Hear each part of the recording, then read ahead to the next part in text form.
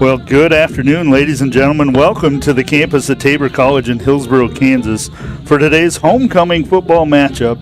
This is Jim Millman alongside Robert Rempel, and it's a beautiful day for some Blue Jay football here at Joel H. Weens Stadium.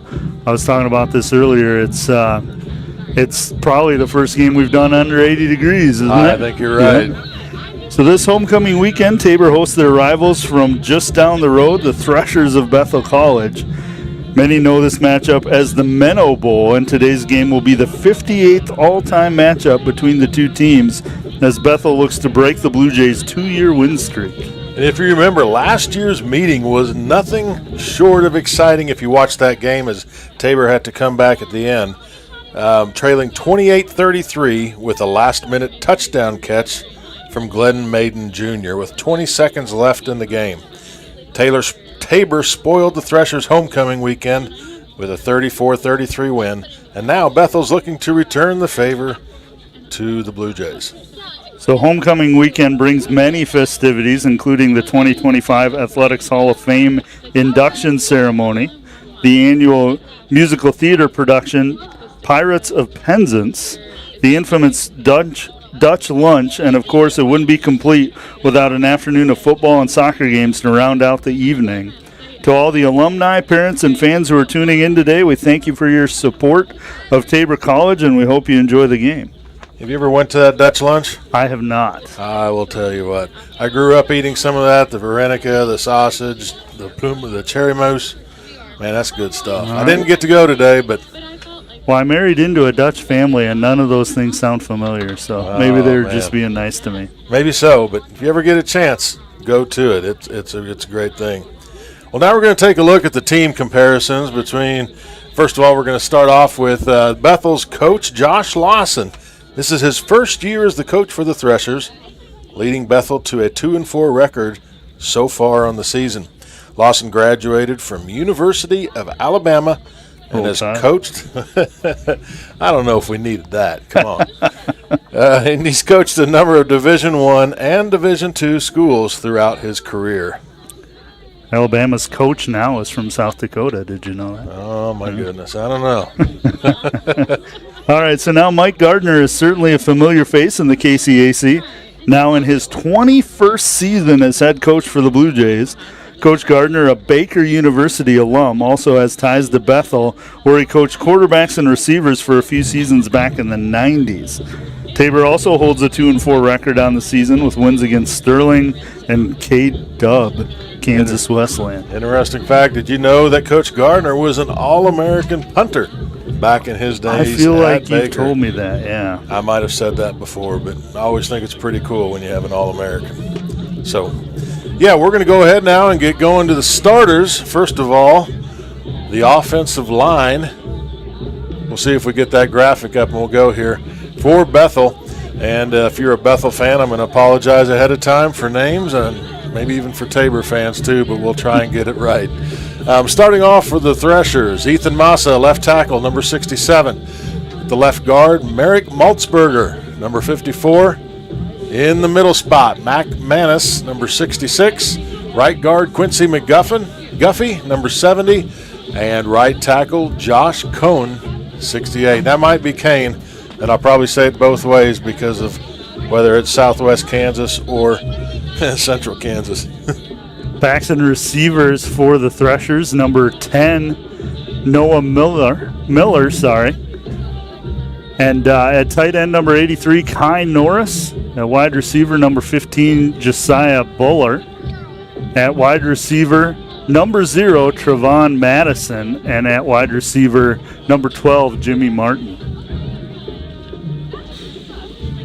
At the quarterback position for the Threshers is Houston Heron, number 7. So far this season, he's been 50 of 70 on completions for 517 yards, 6 touchdowns with only 1 interception. All right, defensive starters for Bethel. At defensive end, number 97, Justice Hills. At defensive tackle, number 94, Jaquarius Butler. At the other tackle, number 57, Frank Driscoll. At the other end, number 99, Tyrell Wagner. And at linebacker, number 24, Gavin Patton. In the linebackers and defensive back area, we'll have number 13, Jarek Woodley. At safety, Avery Richardson. At other safety, number 4, Kevin Hill. At the cornerback, number 19, Caleb Jefferson. And the other cornerback, what do we decide on this? McKee Fitzgerald, number 31. Your defensive highlight for the Threshers is defensive back number 18, Amerdid Mariel. He's got 43 total tackles on the year. He averages 7.2 tackles per game, has 1 sack for 7 yards. And you're going to have to help me out with that last sentence. Tackles for loss. Dang it, I said it before. So 4.5 tackles for loss for 20 yards. And now for your Tabor, got special teams first. I missed it. So for punting, the punter for Bethel will be Breaker Kilpack, number 42. Kicking will be Hector Santana. And long snapping will be Braden Parker. Kick returners tonight will be Trayvon Madison. Now for the Tabor College Blue Jays. Starting on the offensive line, the big boys starting off in left tackle, number 65, Keegan Bimes. Yeah, Bimes, you're right. That's right. Yeah, I said it. Yeah, I got it wrong last week. So that's right. Keegan Bimes. The left guard is number 68, Seth Franks. The center is number 78, Michael Ashland. Right guard, number 61, Michael Reed. And the right tackle, number 67, Tyler Holloway. In the backfield at running back today is number 21, Cameron Collier. At tight end, Holden Key, number 12. At receiver, number 1, A.J. King. At the other receiver, number 6, Evan Safeman. And the other receiver, number 8, Tyson Dozier. All right, starting quarterback for the Blue Jays is number 15, Ahmad Bailey. His completion rate is 71 completions, 116 attempts for 691 yards, 10 touchdowns, and 7 interceptions. And as you know, over the last few games, we've seen multiple quarterbacks come in due to injury or just a rotation. So that's who we plan on right now. We'll see what happens at game time. Absolutely. So going on with the defense here, at defensive end, we've got Moe Leateu. You're better at this. Leateu, I think. Okay, we'll get that better as we go. Defensive tackle, Mirik Boone, number 93. At defensive tackle, Chris Vixama, number 95. At the other D end, we've got Darian Gibbs, number 35, and number 47, Caden Seibel at the linebacker position. On defense for the Blue Jays, starting a linebacker, number 44, Elliot Lockenmeyer. At cornerback, number 40, Zach Sandoval. Cornerback, number 19, Xavier Michael. Safety, number 2, Cam Pear. And safety, number 5, Luke Edwards. At this time, I ask that you please remain standing. And the highlighted player today is number 10, Dusty Daigle. 48 tackles, averaging 8 per game. 2 sacks, 7.5 tackles for loss, and he's a guy over the last weeks that we've been calling this. We call his name a lot. We say Dusty Daigle a lot. So hopefully he can continue his rampage. Special teams, punter is Broderick Smith, number 91.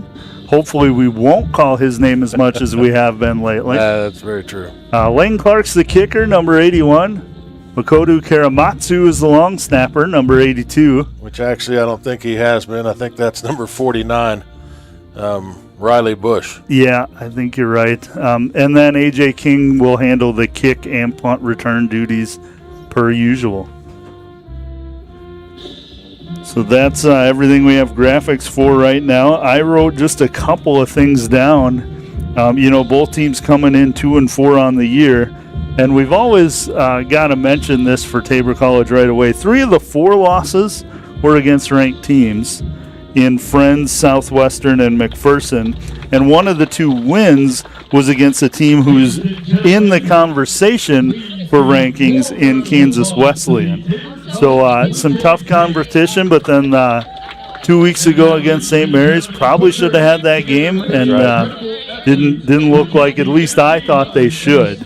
A couple other interesting notes, because I know you have a ton, but Tabor ranks first in the Kessinger division in all kinds of categories. So they rank first in interception return yards, punt return yards, fourth down conversions, passing first downs, and passing touchdowns. Wow. So they are a passing team for sure. We've seen that.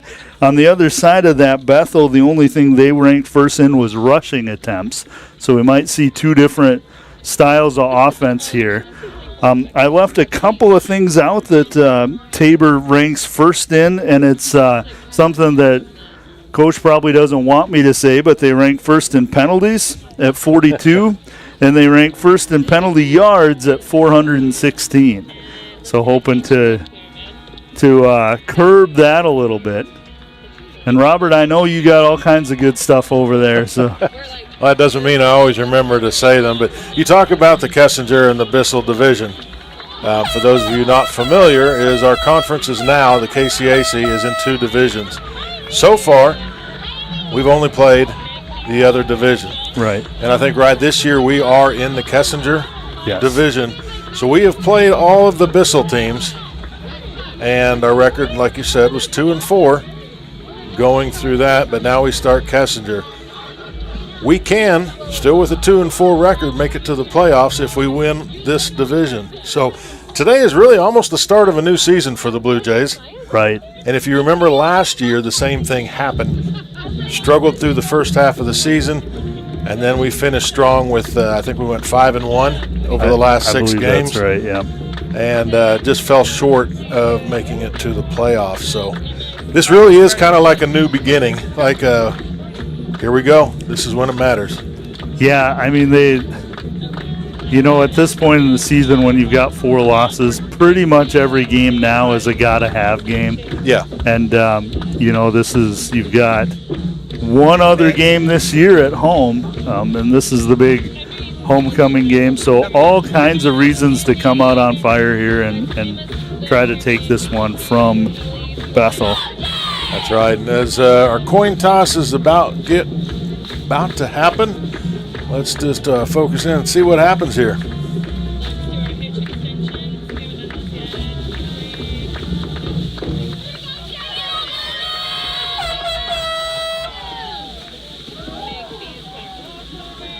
Haven't made any signal yet, but we do know we'll be receiving on the south side. Bethel College has won the toss for Tabor will receive. Shake hands, gentlemen. Good luck.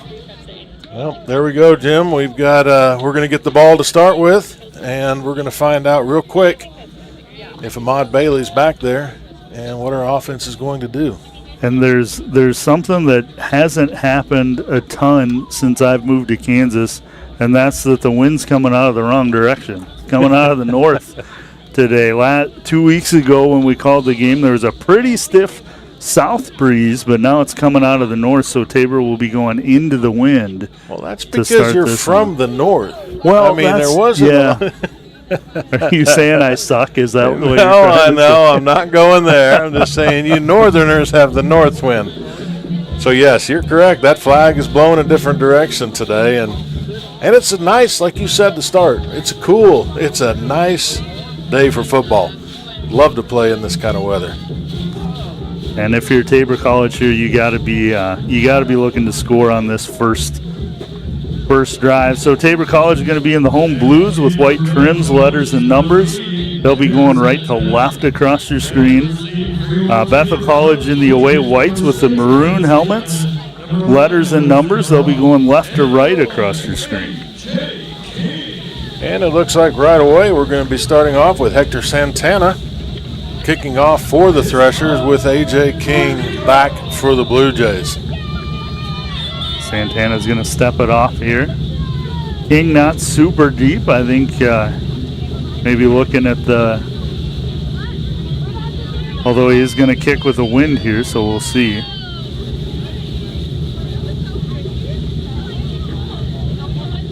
Checks both sides, puts it in the air. King is going to get that right at his own goal line. He'll head to his left towards the center. He Got has a a little wall. bit of seam there, but he is taken out of bounds by number 20.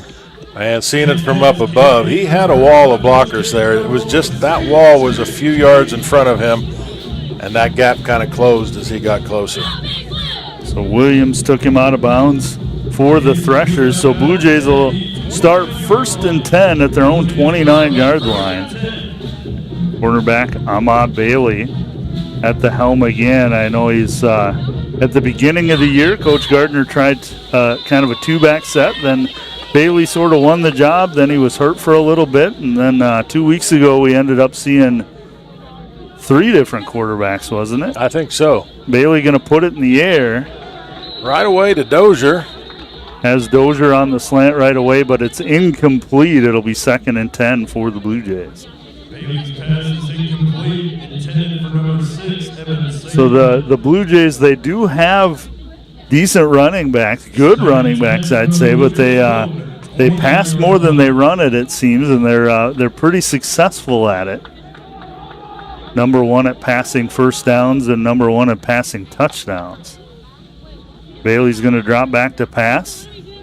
Dumps it off to the running back here, who barely gets back to the line of scrimmage. Running back's going to be Devin Jones. Devin Jones, number 4. Well, sometimes when we announce our starters, we have a group of people that coaches have told us ahead of time, and that's what the graphics are. But if you notice, Collier is not out there today to start with. It is Jones. Collier is suited up. I don't know if his injury, he did come out of the last home game with an injury too. So it'll be 3rd and long for the Blue Jays, 3rd and 11. Trips to the left, 1 receiver right. Had some movement up front, might be a free play. Bailey was looking at it. Might have been some pass interference on the end, but they know it's a free play either way. Yeah, I was going to say, I thought 34 was kind of holding King. No, that was Dozier, holding Dozier back a little bit. Yeah, I think by rights they're supposed to call that anyway, but you don't normally see that called. If there's already a penalty, they're going to just let the penalty play itself out. Offsides. It's 95-yard penalty. 3rd down. I think they pointed the wrong direction there if you were looking at the official. He pointed offsides on the offense, but that's all right. They get a mistake or 2 per game. So it'll be 3rd and 6 now for the Blue Jays, a little bit closer. 3 receivers left. Didn't have anyone to his right. Bailey is flushed out. He's going to get it with his legs. And then he puts the ball on the ground, and that's going to go over to the Threshers. Man, this is something we saw last week with all the turnovers, 2 weeks ago with the turnovers, and that's starting right away again. Well, Jarek Woodley came up behind him, and he stripped the ball from Bailey. If you watch him here, came back, he just punched the ball right out, and then not sure if that was it looked like Isaac Forbes on the recovery. But a big turnover right away for the Blue Jays, and now Bethel's going to come out and try and capitalize on their mistakes. Quarterback is Houston Heron, the freshman out of Apache, Oklahoma. He's going to put it in the air. Gets it to the receiver near side, taken down right away. By quick pass to Buller there. Buller is a junior from just down the road in Inman. So he'll gain a yard. Be 2nd and 9 for the Threshers. Heron in the shotgun. He's got a running back off his left hip. 2 receivers left, 1 right. He's going to put it in the air again. No, he's going to run with it. And he's going to slide down at around the 45-yard line. But it looks like he started his slide all the way back at the 43. Before Sterling Garton caught up with him, too. I'm sorry, I'm going the wrong way. That's the 37-yard line. See, I'm allowed a mistake or 2 as well. But as a baseball player and coach, I'm looking for where they end the slide, but the line judge there is looking for where he starts it always, where he gives himself up. Going to be at the 37. So it'll be 3rd and 4 for the Threshers. Quarterback back A lot to of pressure. pass. Oh, Hit as he throws, and Loose. good pressure there. I believe that's Cam Pear that delivered the hit. It is Cam Pear. Pear and Luke Andrews. Luke was there as well. Edwards. So it'll be 4th and 4 for the Threshers. We'll see what they're doing. They're going to send new personnel on. They got the punt team, and it's Hector back to punt. And that last play, we had pressure in the backfield. Quarterback had to get rid of it. So good pressure by the Blue Jay defense in both the backfield and on the receiver. So with the wind, we're going to attempt a 54-yard field goal from the right hash. They have a lot of faith in him. Got 3 seconds on the play clock. Hector Santana is a freshman. We'll see if he gets it off. I'm not sure he did, but Well, officially he did, Yes, he and that did. is wide right. Doesn't matter what we think. you know, I've been told that a lot of times, Jim. It doesn't matter what I think. So, you know, bad news there for the Threshers. You try a field goal of that magnitude, you're giving the Blue Jays good field position, who moved the ball well, just put it on the ground. So Not sure if you wrote down where it is, but I really only think we have a 5-yard loss in that fumble to where we're at now. I did not write down where it was. So Bailey going to hand off to Jones up the middle. Not much there, a yard, maybe 2.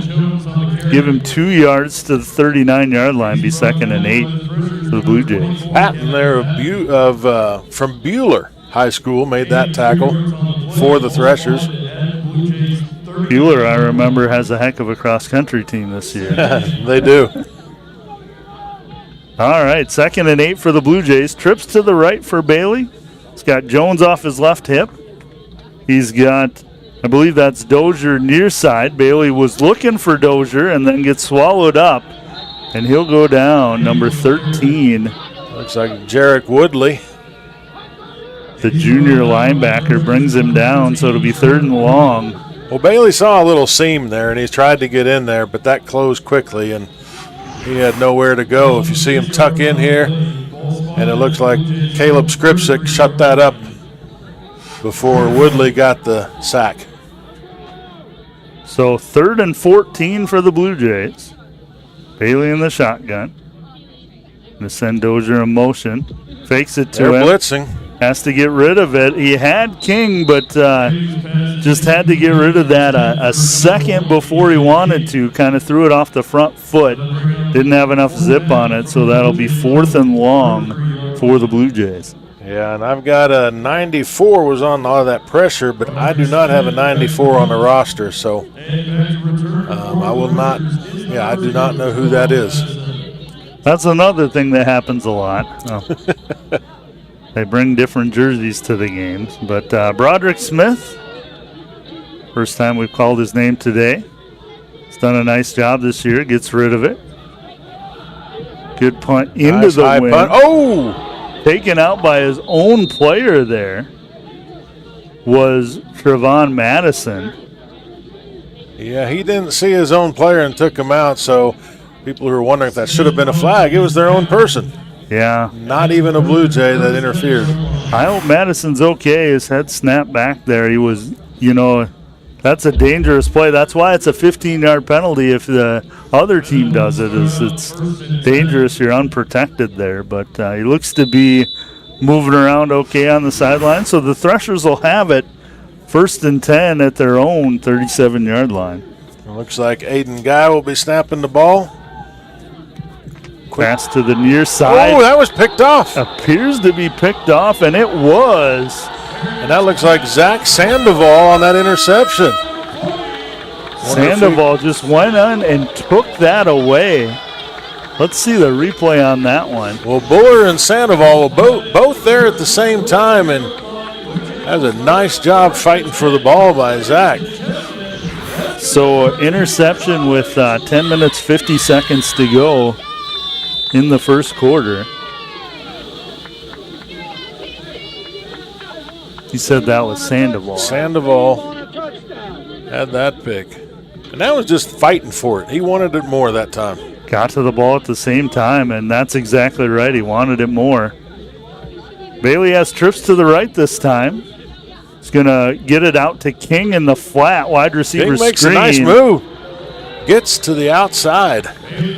Nice job there. King was patient. A lot of times guys on that type of play with that much speed, they just want to run. That's right. And he did a nice job of waiting for his blockers, waiting for the play to develop. And King gets the first down to the 31-yard line. Well, if Forbes hadn't been there, he might have scored. You see this replay here, you can see he makes a nice move to get inside, but then Forbes recovers.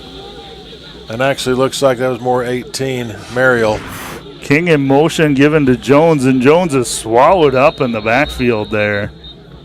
First to meet him is 57, who is Frank Driscoll, the senior. The tackle for a loss, 2nd and 11 for the Blue Jays. In Thresher territory at the 32-yard line.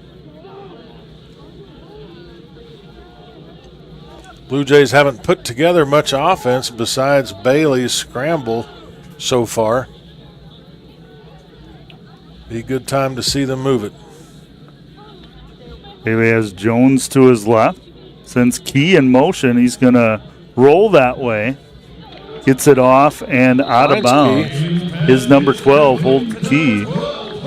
The freshman utility back, we're going to call him. He's listed on our sheet as a quarterback. He's been playing tight end. He has, I believe, attempted a pass or two in a kind of a backyard, old school recess type of play, if I'm remembering correctly. But they got a few yards back. It'll still be 3rd and medium here now. 3rd and 7, it looks like, for the Blue Jays. Might be 4-down territory down here going into the wind. Flag is kind of droopy, though. It doesn't look to be a very stiff breeze right now. Bailey sends King in motion. He'll take the snap and then goes on the slant there. Pass no good. And Forbes was all over him there. Good coverage. And we'll see what happens. Yeah, Dozier just, like you say, good coverage, got in front of him. Dozier really unable to get that. And they're going to go for it here. So it'll be 4th and 7. Got to get the 21 here. Trips to the right. Now he's going to send Jones out to the left here, is Bailey. So Bailey fumbled the snap, had some pressure, gets rid of it, puts it in the air, had Jones, but again, he got hit as he threw. He was running for his life. Didn't get the snap real well. Not a lot of good in that play there. And Driscoll just kept on him. Frank Driscoll just chased him. And Bethel will start at 1st and 10 from their own 28-yard line.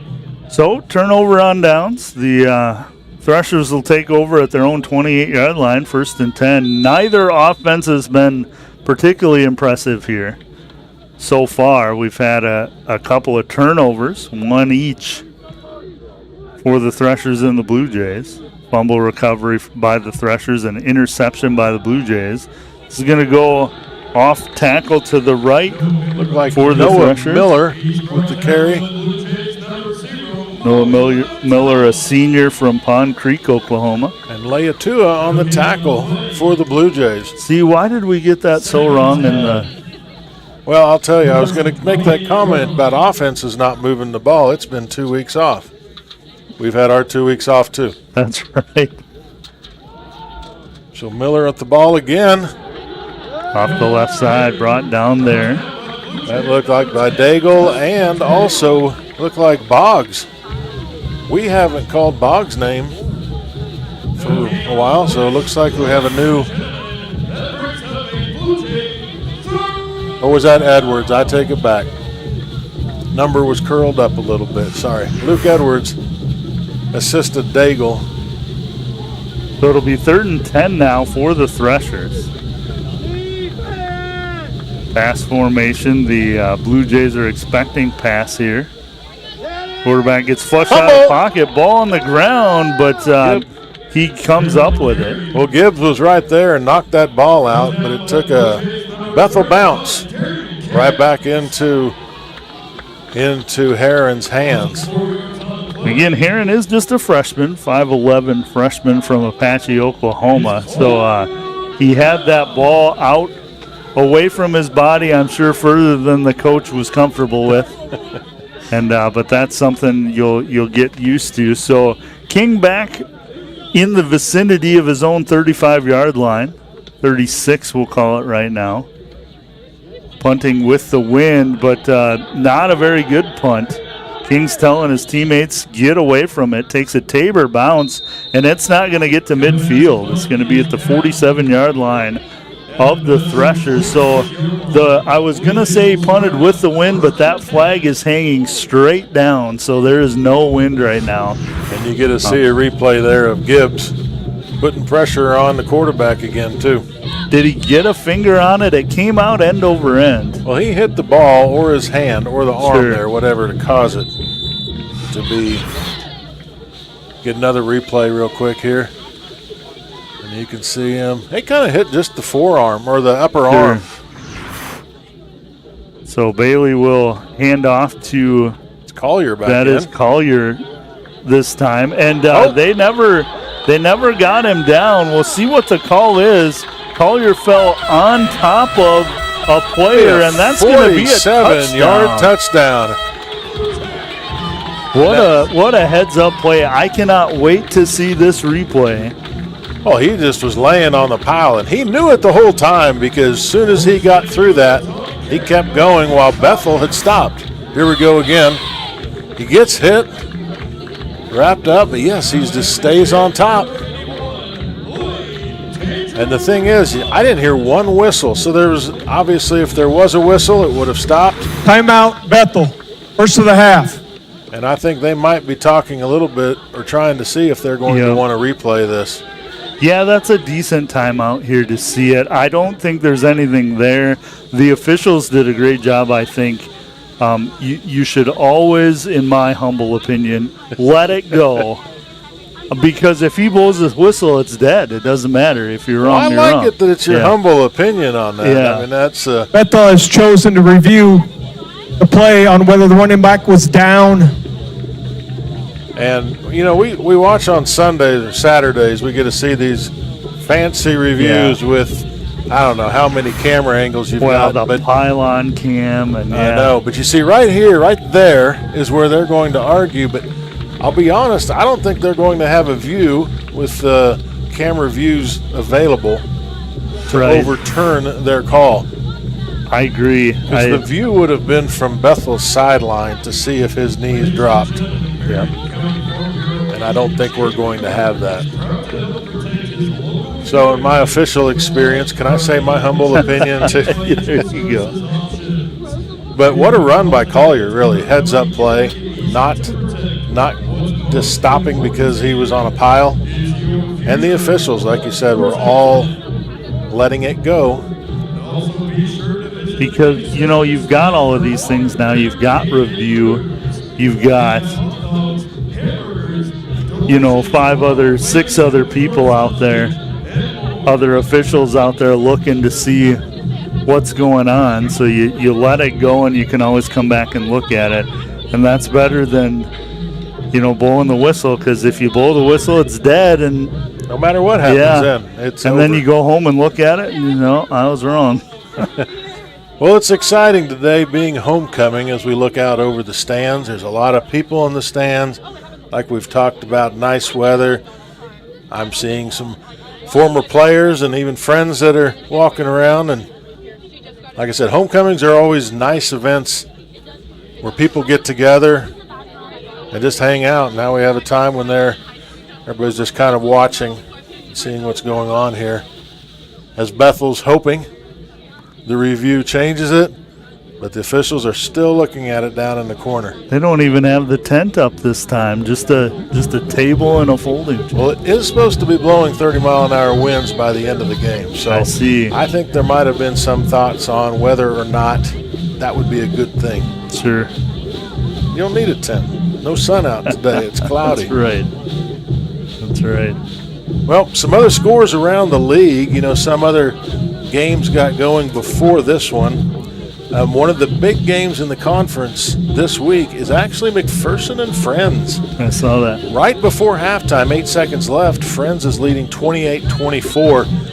McPherson came out and scored right away on a 73-yard pass before McPherson had 21 first quarter points. Friends has had 21 second quarter points. So, big game of ranked teams. I think we're going to get an After further announcement soon. review, touchdown.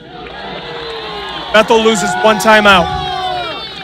I think that's like what we said too, Jim, is that there is no angle that we have either that I think could have overturned that. Yeah, it has to be definitive, and I just don't know how it could be definitive. I think, like you said, the Bethel coach was kind of looking right at it from field level.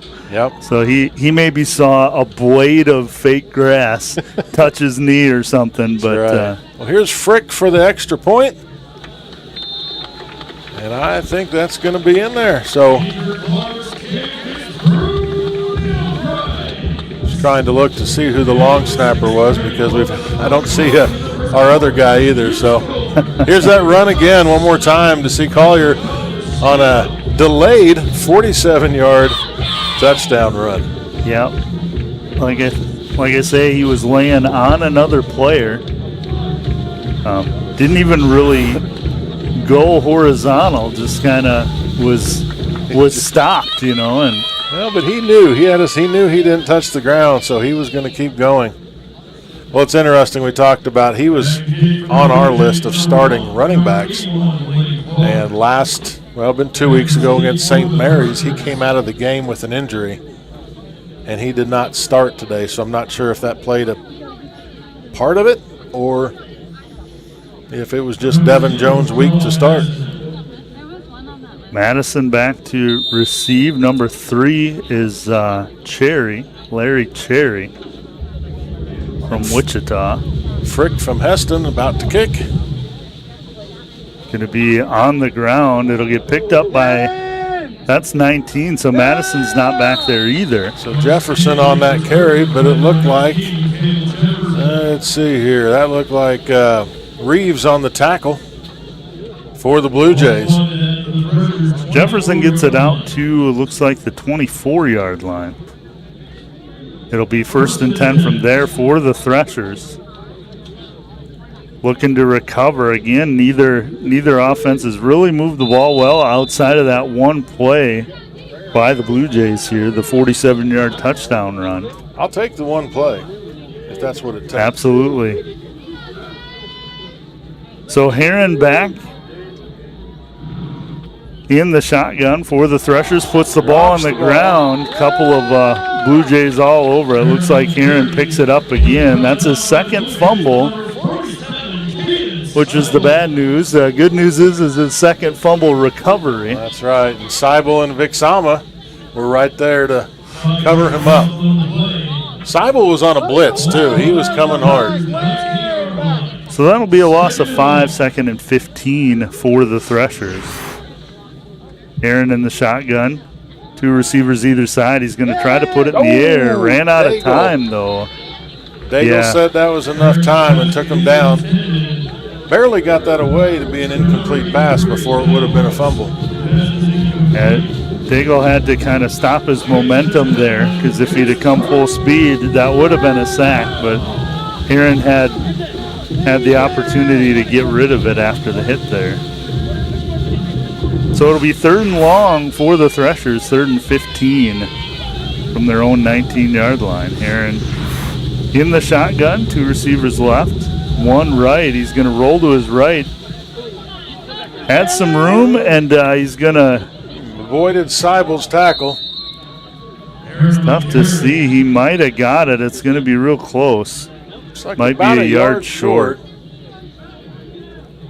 But he got out of bounds, so the clock stopped. I think that was Pear that pushed him out right at the end.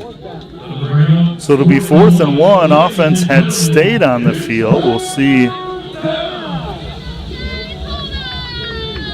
Aaron is still out there. Risky play for the Threshers, but it could just be an attempt to draw them off sides. Draw them off sides. Yep, the clock is stopped here. It's running again, so. And that's exactly what he tried. Yeah, we almost gave in to it. Yeah.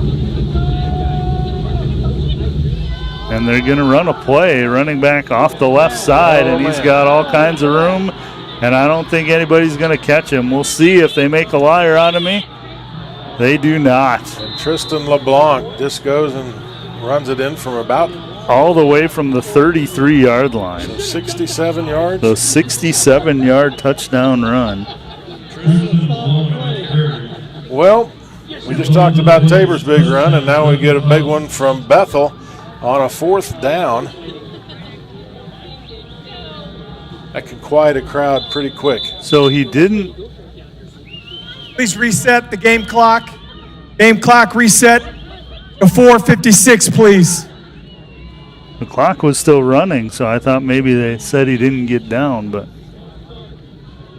67-yard touchdown run. Well, Santana's out here to get the extra point and tie up the game for the Threshers.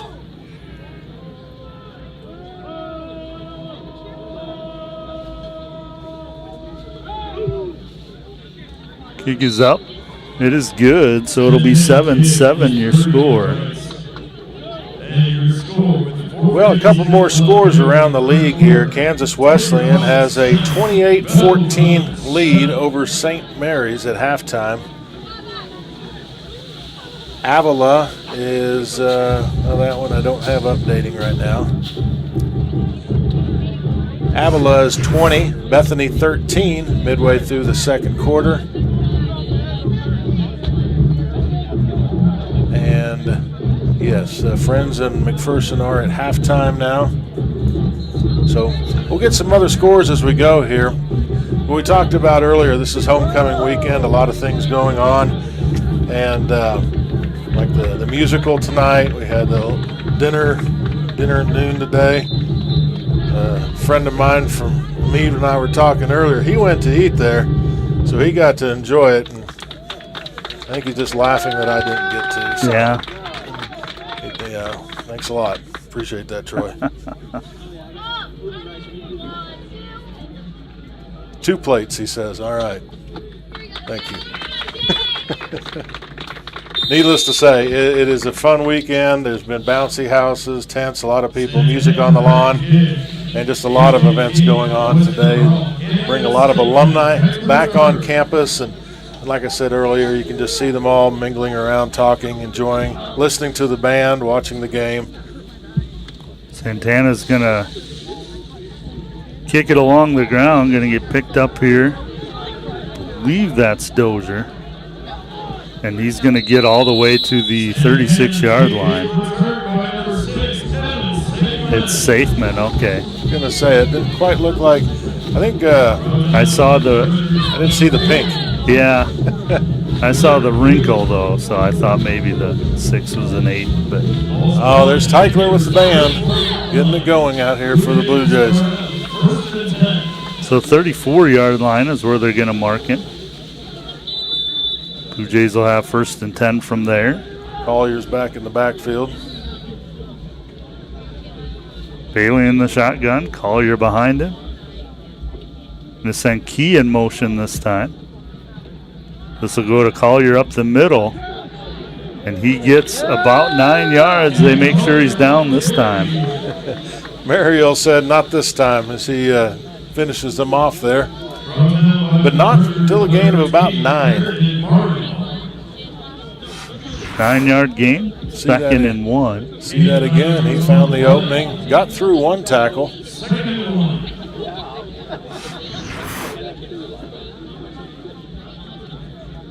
Bailey in the shotgun, 2 receivers right, 1 left. Going to give it to Collier up the middle again. Not a lot of blocking there for Collier. He's going to lose a couple of yards. The whole defensive line of the Threshers was there waiting for him.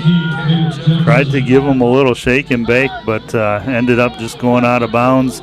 And that was a great run, Robert, just to lose 2 yards. That was a lot of work for that, yeah.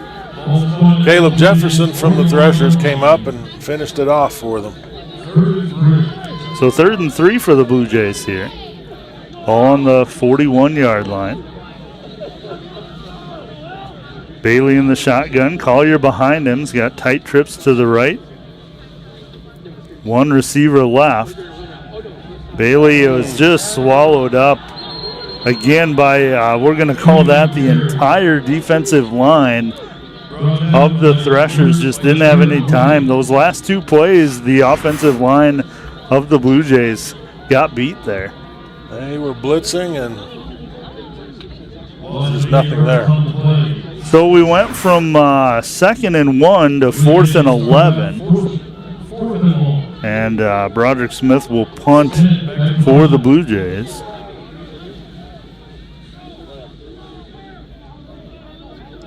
Last season, Broderick was an all-conference punter for the Blue Jays.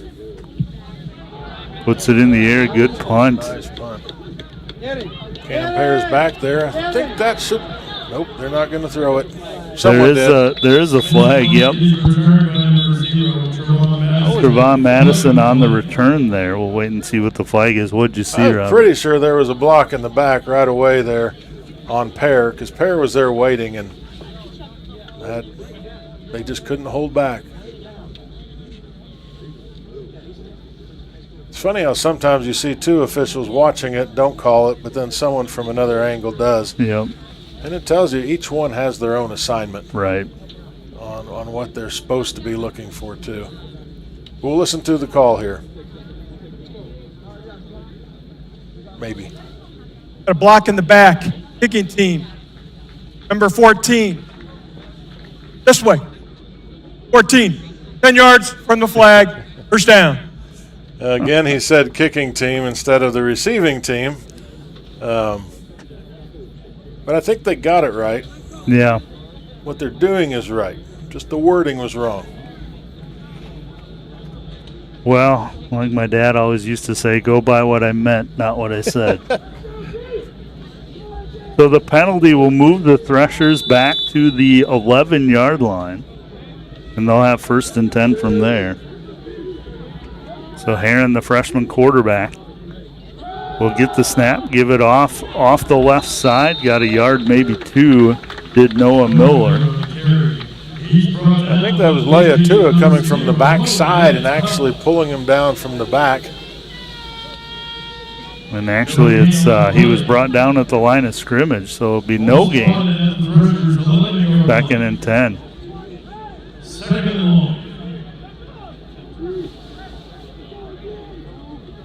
Houston Heron will get the ball, gives it off to Miller again, and the Blue Jay defensive front stops him. Might have lost a yard that time. Oh, and Seibel was right there. No one blocked him, and he shut it down real quick.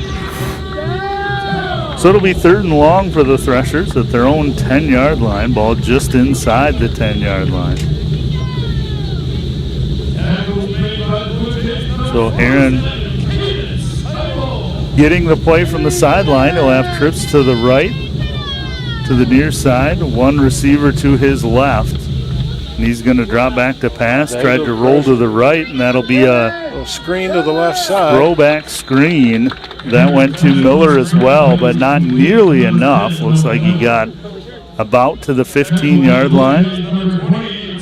So a 5-yard gain, but 6 yards short. It'll be 4th and 6 for the Threshers. The Blue Jay defense was backed off a little bit too. They knew there needed to be 11 yards. And they gave him a little.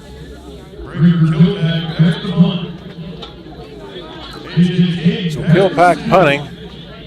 King deep for the Blue Jays. King inside the 50.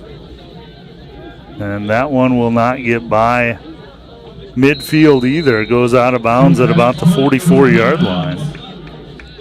We know we talked about this being the Menno Bowl. A little bit of history on the Bethel Tabor. Currently, 26 wins for Tabor, 31 losses. So it's a fairly even record over the last, let's try to see how many games they've actually played, but I think it's since I've got it right here, 76. I'm sorry, 1968 was the first game that Tabor won 35-0.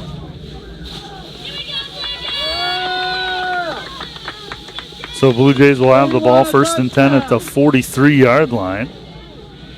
Fake the handoff, and Bailey's going to take it around the right side for a good gain. He's got about 8 yards. Comes down at right around the 35-yard line. So be 2nd and 2 for the Blue Jays. But we saw this last time. They got a good first down play and then went backwards.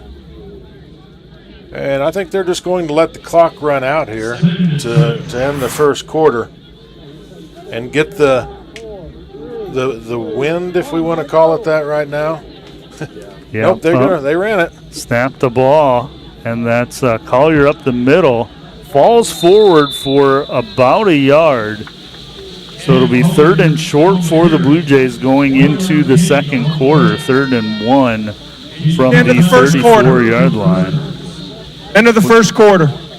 We never get a warning when the ref's going to go screaming in our ear, do we? But at the end of the first quarter, your score, Tabor College 7 and Bethel College 7. Well, you know, earlier this afternoon, Tabor College welcomed 3 new inductees into the Athletics Hall of Fame. The 1977 and 2005 volleyball teams, as well as former head volleyball coach Amy Ratzliff, who led the Blue Jay volleyball program to multiple conference and postseason titles from 1999 to 2017. Congratulations to Coach Ratzliff and all of this year's honorees. And I do remember that time we were here with just volleyball with Ratzliff. I mean, they were successful year in and year out. Just repeated conference champions, or at least fighting for it and going to the national tournament.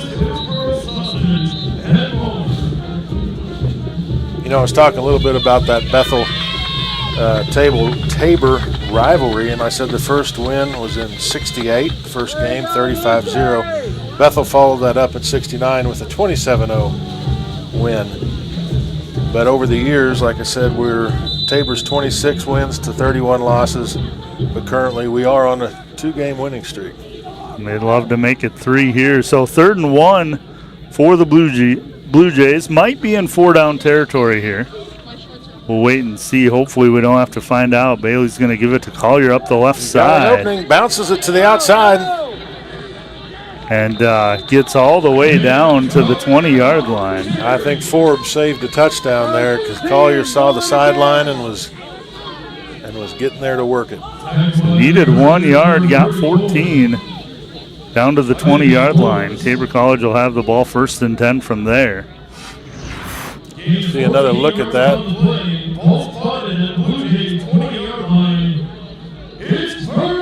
I think there might have been a few people there, but. So Bailey going to go under center this time. And that's a reverse looking to pass is Key, and we've talked about it earlier as Key's going to pass to Bailey. And we talked about the freshman Swiss Army knife there, who is listed as a quarterback, has played tight end most of the time, but on the reverse pass, probably not the result they wanted, but they still got a positive gain. Most of the time on those types of plays, it's either really, really good or really, really not. So we'll take a 5-yard gain there, 2nd and 5 for the Blue Jays. You really don't like seeing your quarterback get whacked like that. Right. Especially a quarterback that's been hurt. Bailey going to put it up in the air to the far side. Oh, what coming a catch down by with Safeman. Is Safeman. So a 15-yard pass from Bailey to Safeman will put the Blue Jays back in the lead. What a pretty spiral, that ball. We'll take another look at it here, and he just sets it up there. And that defensive back did not have a chance to get it. as Lane Frick comes out for the extra point.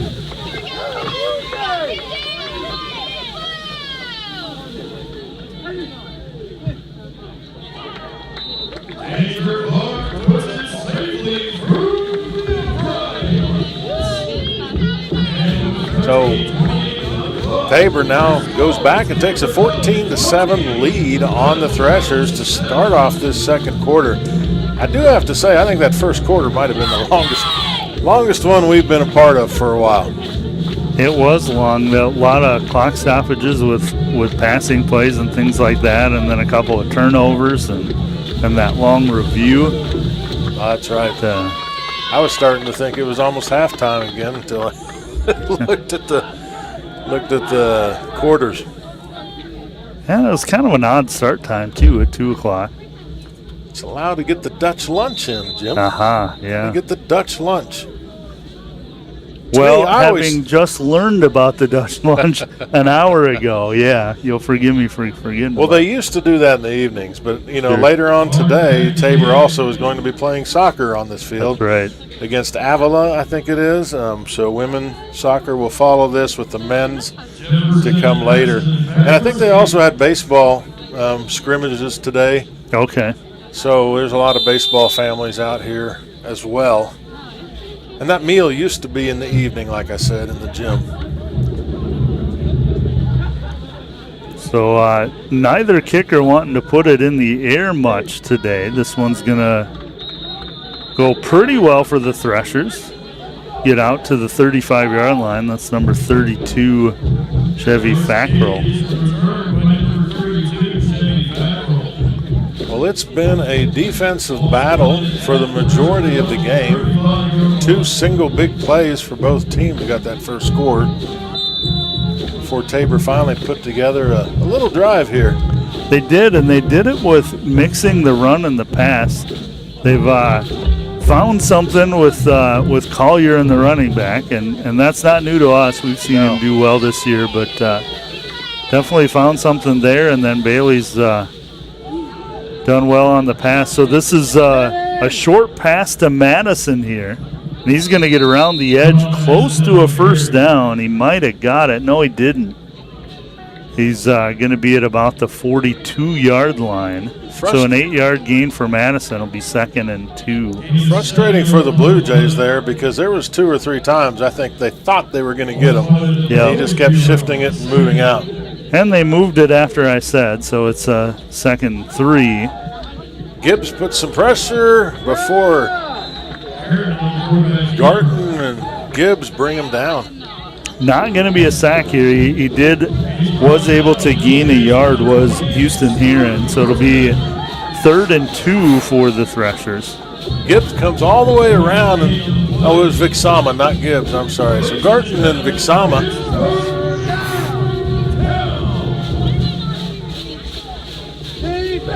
So Heron in the shotgun. Has a bunch of running backs there. Kind of fumbled the snap, and that threw off the timing of the play.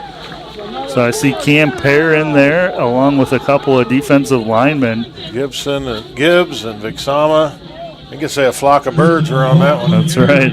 So no gain, and it looks like the punt team's going to come in as the Threshers are well in their own territory at the 43-yard line. So they will punt, and King back to receive, although on both the punts and the kicks, the Threshers have wanted nothing to do with him. So we'll see where this punt goes. A little bit high. Snap, fumbled. They're in trouble. And thrown forward. Oh, my goodness. I'm really curious how that would have all played out there. Well, it was technically a forward pass.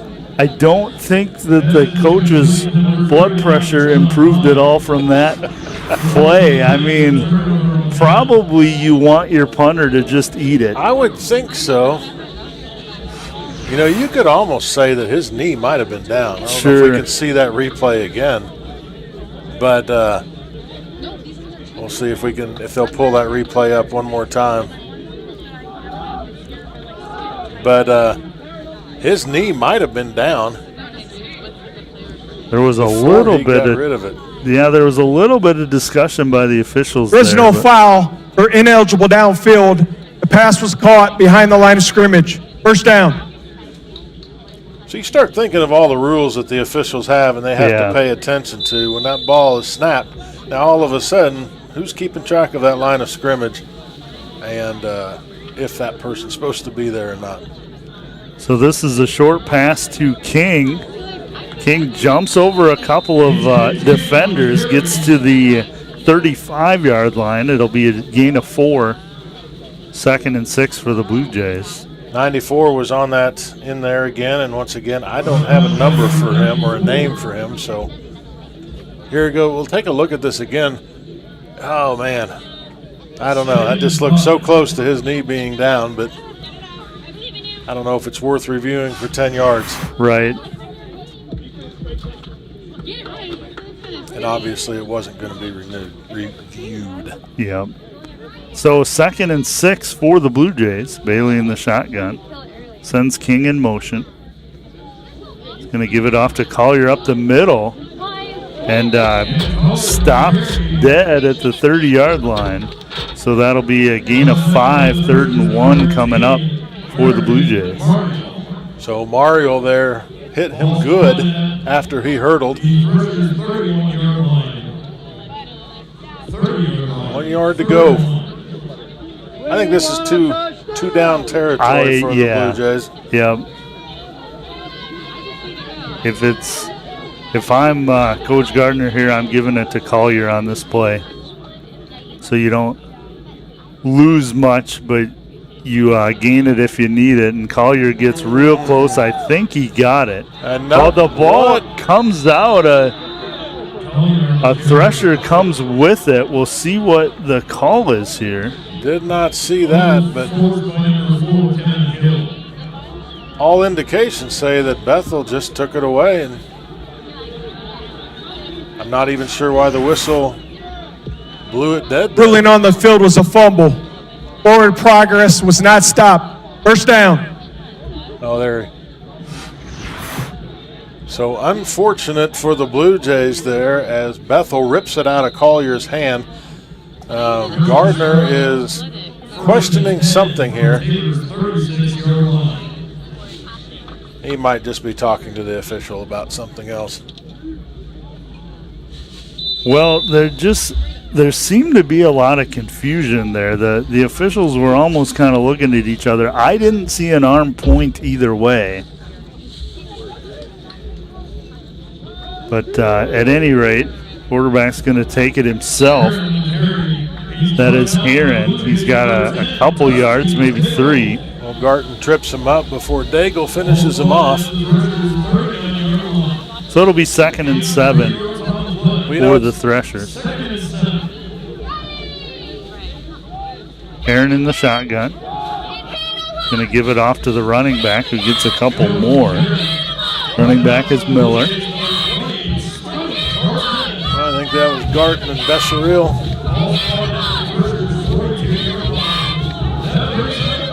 On the Blue Jay stop. So 3rd and 4 now for the Threshers. Blue Jays would love a stop here.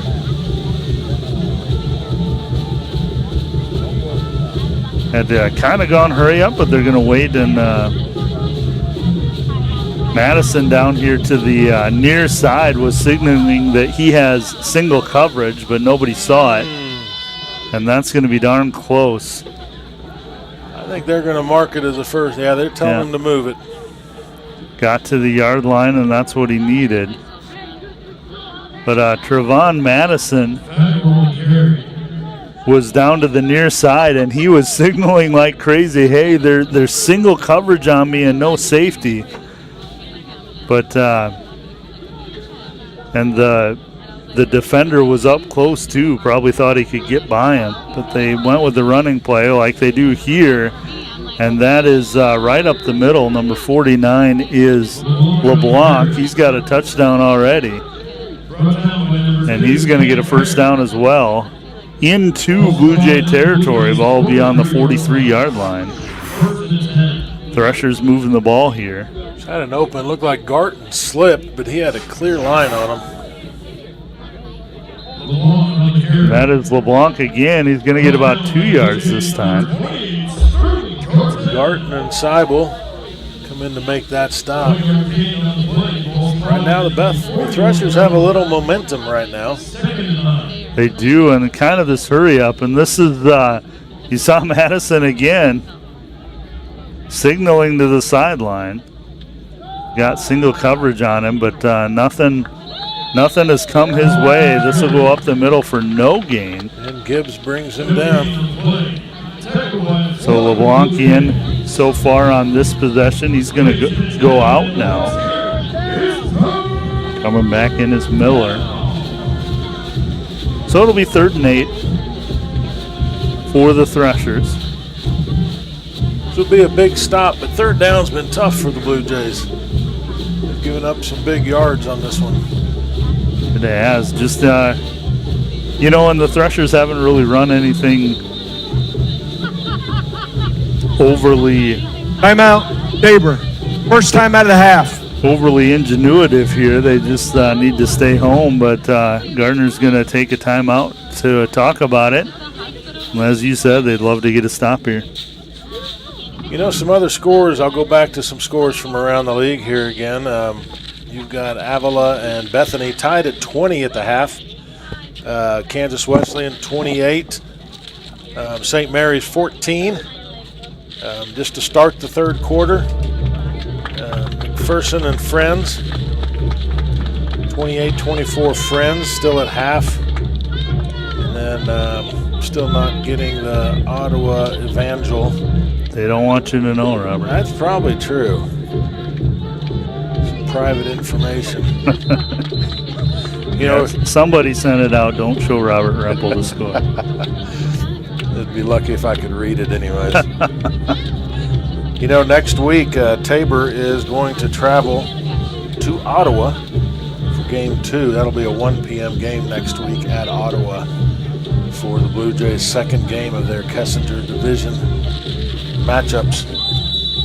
All right, so big 3rd down here for the Threshers. 3rd and 8, ball on the 41-yard line. Heron in the shotgun, 2 receivers right. He's going to roll to his right. Throw that throwback screen to the left. Blue Jays were ready for it, but a broken tackle is, I think, going to get him the first down. It is, all the way down to the 29-yard line. Man, they had that stopped. They were right there. Just a good stiff arm there. And this has been working well for the Threshers. They're going to go with that hurry up. So 29-yard line, 1st and 10. Heron will drop back to pass. And that ball came out of his hand funny. Yeah, it did. It just looks like it just floated to the right. That's not where his foot was aiming or he was aiming. No, it was weird. It just came out weird. Almost looked like when a 3-year-old tries to throw a big football, You just don't have enough hand to go around. I'm sure that's not what happened, but that's what it looked like.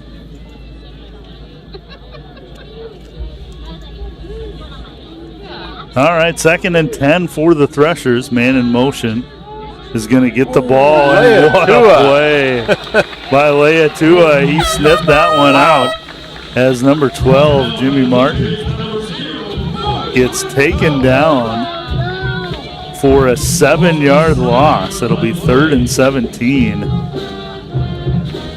for the Threshers here. And that's the way that the Blue Jays want them to go backwards here.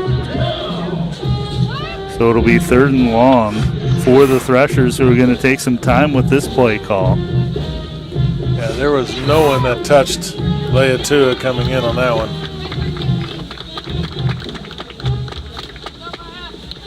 So 3rd and long. This is going to be LeBlanc up the middle, and didn't get nearly enough. He's going to get to the 34, so it'll be 4th and 15. As a band of Blue Jays make the tackle. I got corrected. It's not a flock.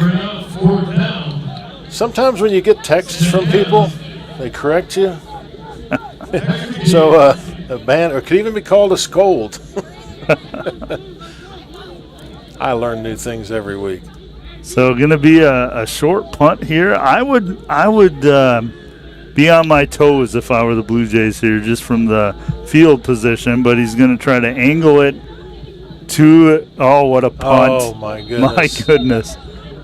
We'll see where that ends up. It looks like 1 yard line. That was a beautiful punt if you're a Bethel fan. Man, you couldn't have gone down there and placed it any better. He put it just right where he needed to be. So Blue Jays will have some work to do, 99 yards. 4 minutes, 49 seconds to go. They have been moving the ball better lately. But need to hang on to it here. Have 2 turnovers. I think that official was actually debating a little bit whether he was going to put that in the end zone or let it be called on the 1. Well, and it's up to the middle official, I think, when it goes out of bounds. They've got to tell them where it crossed. Yeah. So, looks like Bailey is going to go under center here. Believe that's Jones behind him. And they're going to go right up the middle. Jones is going to fight for a yard or 2. Just a little breathing room for the Blue Yeah, Jays. got maybe a yard. So 2nd and 9 for Jones there. Tackled by a group of pressures.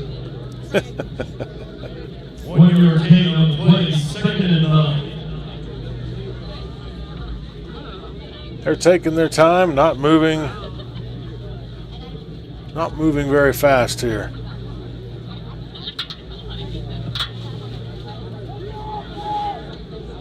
Do have single coverage on King. Does have safety help to the inside, but going to go to Jones off the right side. I believe there's a face mask grab. I'm glad I'm not the only one that saw that. No, those are some good distance on those hanky throws. Yeah. Yeah, this back judge here, yeah, he threw that ball. Personal foul. Face mask. Defense. Number 18. 15 yards. Automatic first down. We'll flag about 15 yards, but the 15-yard penalty will get the Blue Jays out of the shadow of their own end zone here to the 19-yard line. They'll have it 1st and 10 from there. A big break here with 4 minutes left at half. Obviously, they want to use the time up, but they really would like to put another score up before half, too. So Bailey in the shotgun has Jones behind him, Key beside him. It's going to go to Jones. He's going to run off the right side towards the near sideline and out of bounds. Nice little run there by Jones. That'll be close to a 1st down. Let's see where they mark it. Well, it's going to be short. So the ball will go to the 26-yard line. Be a 7-yard gain for Jones. 2nd and 3 for the Blue Jays.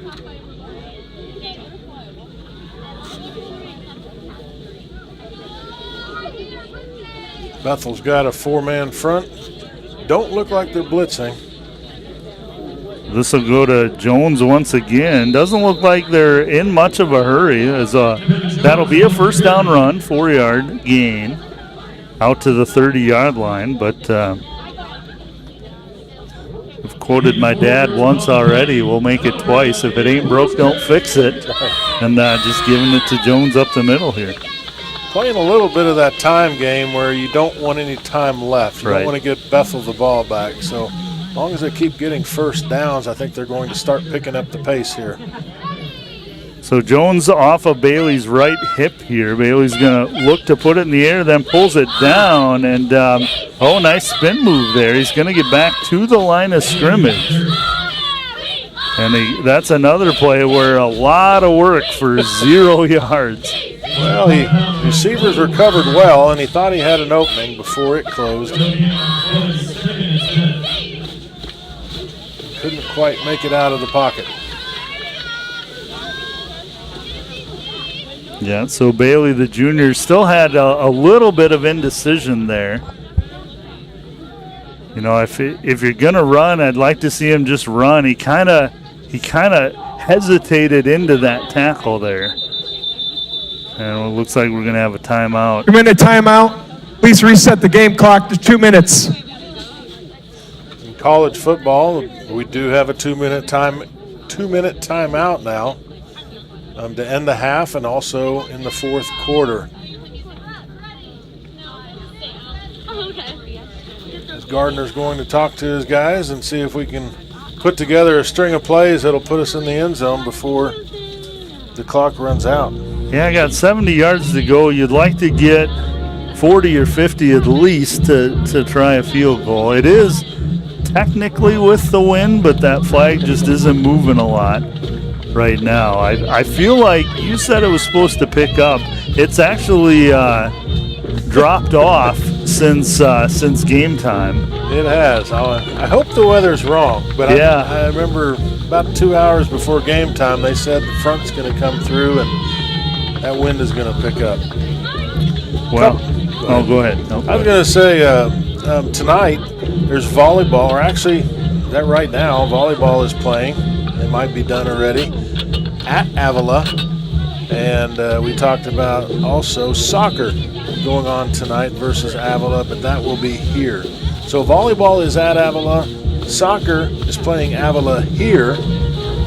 And Monday, golf team has a tournament. I'm not quite sure where that's at, but some upcoming events for the Blue Jays. So good old Nate the Great. Nate Howard's going to have to loosen up those vocal cords for the soccer game as well. So out of the 2-minute timeout, somebody jumped somewhere and didn't do what they were supposed to. It looked to me like that was on the defense. Well, I think that was Justice Hills there. Got a little jumpy. Yep, and they stop it because he made contact. Offsides. Defense, number 97, with contact. 5-yard penalty. Repeat second down. See, Aaron Rodgers would be barking because he wants the free play, but yeah, if they make contact, they got to stop it. So it'll be 2nd and 5 now. The Blue Jays definitely have benefited from some penalties on the part of the Threshers. So 2nd and 5. Bailey calls for it and gets it. He's going to drop back to pass. Gets it out to Jones on the flat, who has some room down the sideline. He'll get forced out of bounds right around midfield. And since we're in the 2-minute zone, the clock will stop. I got to be honest, I don't know if it starts here again within 2 minutes or if it stays stopped. I think it stays stopped within 2 minutes. When we have Joe Sechrist up here, he can always give us the official. That's right. So he's going to be just shy of midfield, be at the Blue Jay 49-yard line. So they are moving the ball well. Moved it 48 yards already. Bailey fakes to Jones. He was looking for a receiver, then he's just going to throw it out of bounds. He threw it to Coach Gardner. So Gardner is 1 for 1 on completions tonight. I think that's about a 7-8 yard gain for him. I believe that's Glenn Maiden Jr. he was looking for, the grad student. But well, he's the one that also won the game last year for the Blue Jays in the last seconds. Right, haven't called his name a lot this year. He is out there now. Him and Dozier on the near side. You've got King and Safeman on the far side. And looks like either illegal procedure, probably. I didn't see any movement. Full start. Okay. Offense, number 8. 5-yard penalty. Second down. Because I didn't see it doesn't mean it's not there.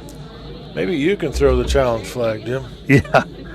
I played backup quarterback in 8th grade, but I don't think I could get it that far. Oh, it was down here on the bottom. It was Dozier. Okay. Made a jump. It wasn't on the interior. All right, so they're going to go tight trips to the left here. Dozier to the near side. Bailey going to look to his left and hits King on a slant. Does not even get back to the original line of scrimmage. That'll be a gain of 4, we'll call it. Looks like we got a timeout. Tabor. Second timeout of the half. So you got third down, and this is a key play. I think if they don't get this, they will punt to not give Bethel the field position as they discuss what they're going to do here. Yeah, and the Threshers, their kind of regular offense has been hurry up anyway. So, you've got, a minute 32 to go. Well, and it's been a game of big plays. I mean, our first 2 touchdowns were, 40-plus yards. You had trying to look at that here. You had the 47-yard run. You had a 67-yard run. And that is a lot of the yards for both teams.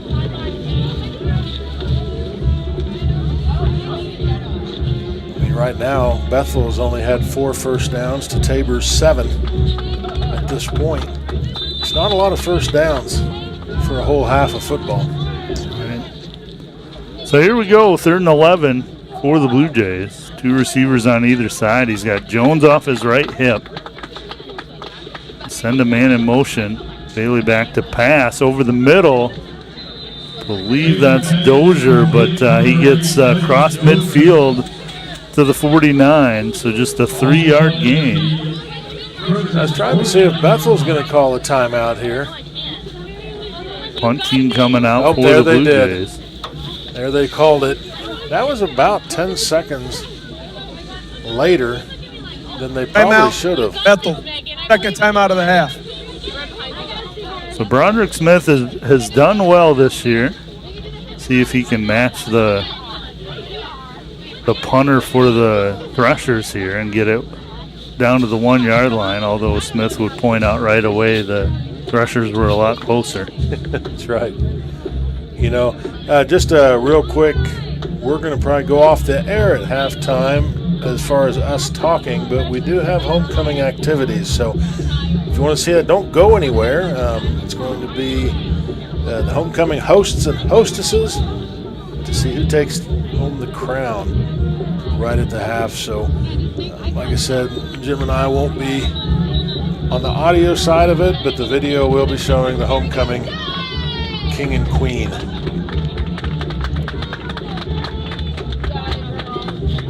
So 4th and 8, looks like Smith is out there to punt. I don't really foresee anything cute. You just want to get this ball as close to the goal line as possible and give the Threshers as much field as you can between them and their own goal. It's a nice corner shot. Going for the corner. Oh my man. goodness. I thought he did it for a second.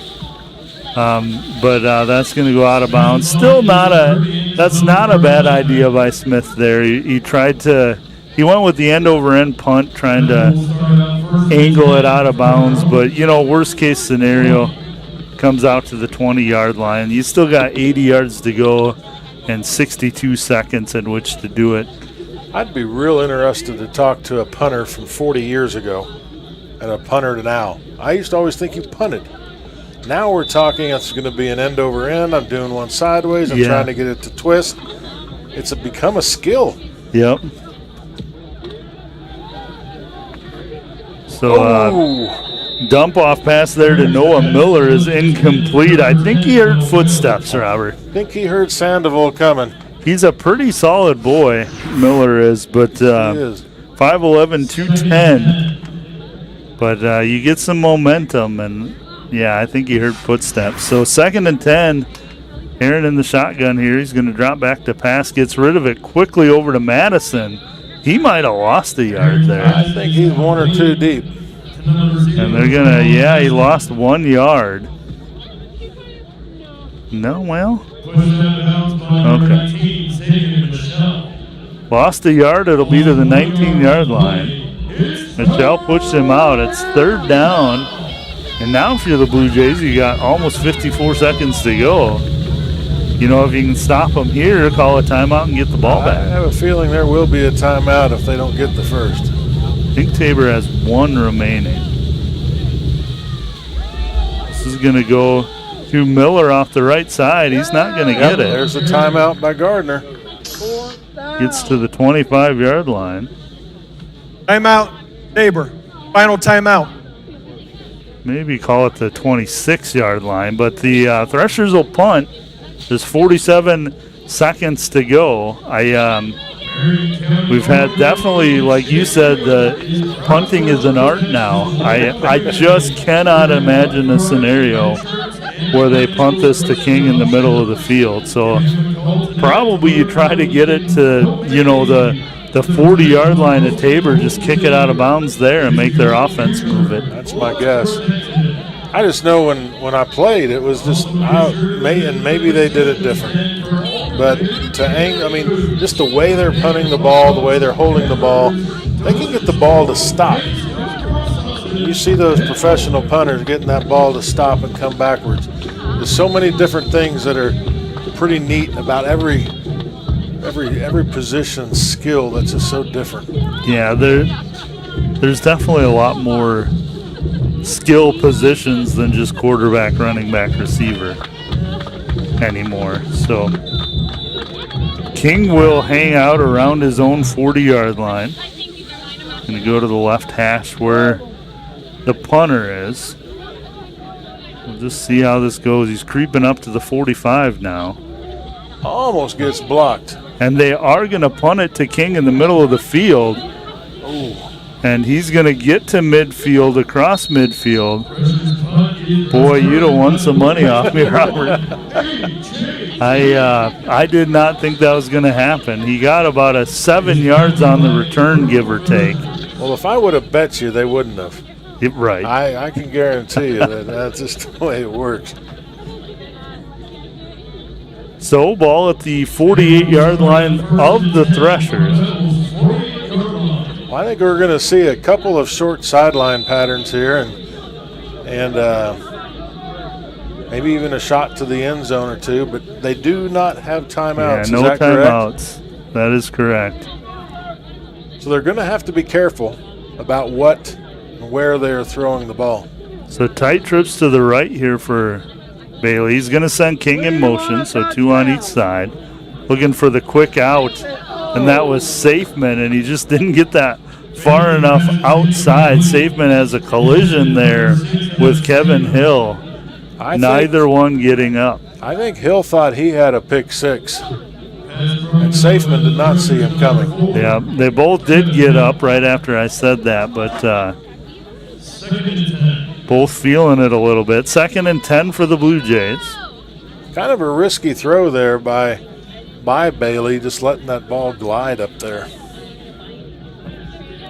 So looking to the left again, has to scramble, calls for a block, and gets out of bounds in the vicinity of the 40-yard line. I think he was short of the 40. I think it'll be the 41. He does get out of bounds to stop the clock. So it'll be 3rd and 3 for the Blue Jays.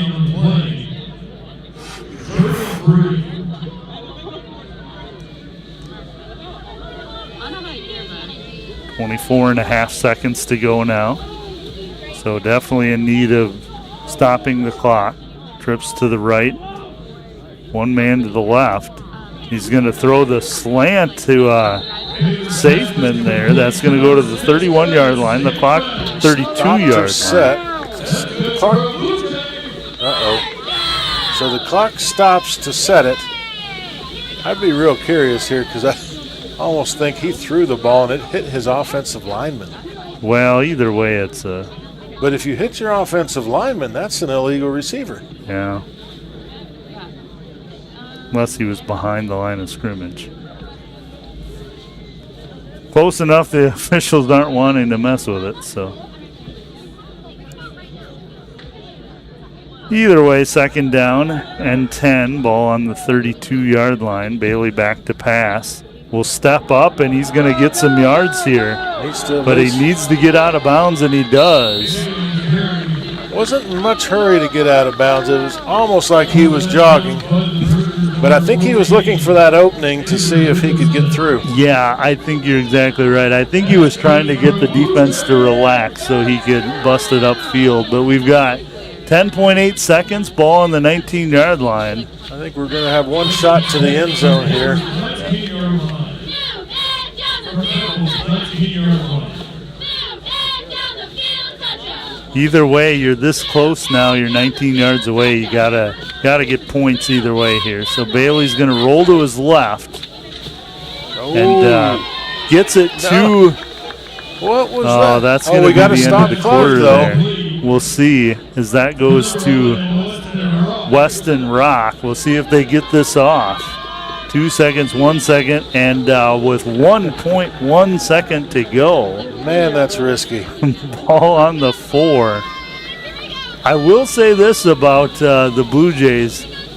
Both times they needed to spike it, they got on the ball quick. You can tell that they had worked on that because they went to a tight formation. Yeah. And just everyone was there right now. So they're going to try to get 3 points out of this. Well, that's a good job from the coaching side to prepare them for that and the kids to execute it.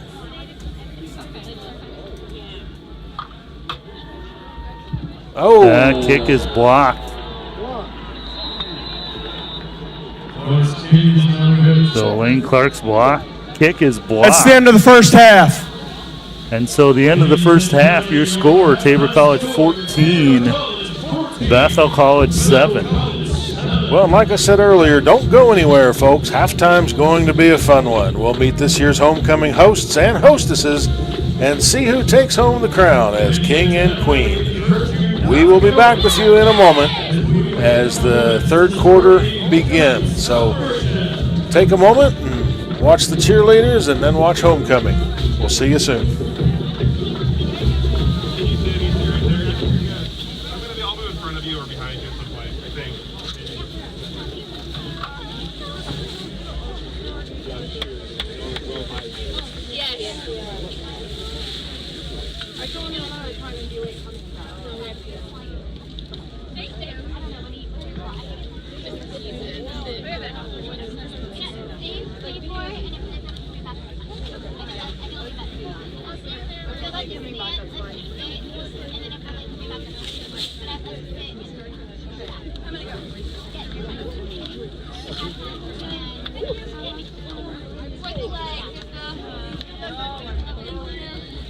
Good job, Lucy. Thank you, Ron. Hey, we love our cheerleaders. I love you too, Roger. I love you too, Mom. I love you too. Bye, love you. Good luck, Emma. I love you. Love you.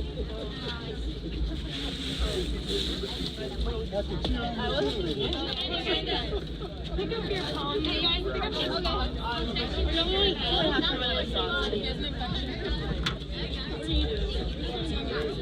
We had to.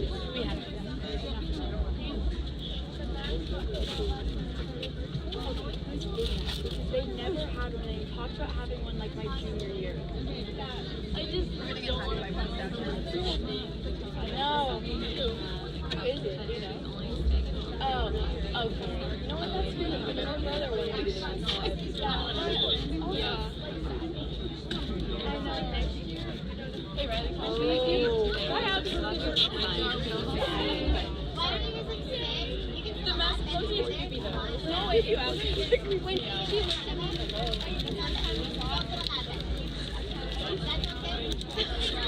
looked at me, yes, I saw a picture and I was like, that's really cool, but low-key that's great too. I can, okay, JJ can do that. His mascots freak me out.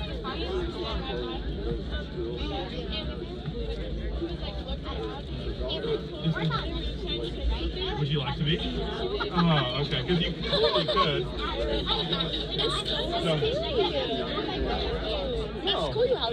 Before we announce the homecoming court with the Hall of Fame volleyball teams, please meet at the northwest corner of the stadium. Thank you. With the Hall of Fame volleyball teams, please meet at the northwest corner of the stadium. Down by the sleds. Thank you. And now, ladies and gentlemen, for your 2025 Tabor College Homecoming Court. Your first candidates are Mallory Hine and Merrick Boone. Mallory Hine hails from Hillsboro, Kansas. She is the president of the Campus Ministries Council and is a student ambassador. She is also involved in the band, worship team, student senate, and Share Prayer and Dare. Mallory is being escorted by Merrick Boone. Merrick hails from Modesto, California. He has been involved in both football and the H.W. Lorenz Honors Program. Merrick plans to pursue a master's in athletic training to have a career as an athletic trainer. Merrick got married in August to his wife Dakota, and they have a dog named Bear. Ladies and gentlemen, Mallory Hine and Merrick Boone.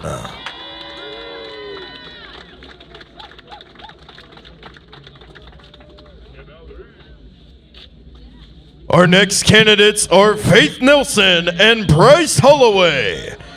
Faith Nelson hails from Wolsey, South Dakota, and has been involved in Share Prayer and Dare, Campus Ministries Council, For His Glory, choir, band, and intramurals. She is unsure of her plans after graduation, but is considering Christian counseling, although she is keeping an open mind to go wherever the Lord leads her. Escorting Faith is Bryce Holloway. Bryce hails from Choctaw, Oklahoma, and is Tabor's golf assistant, the student senate president, and the student representative on the Tabor College Board. He plans to become a family medicine doctor and serve in tribal health care. Ladies and gentlemen, Faith Nelson and Bryce Holloway.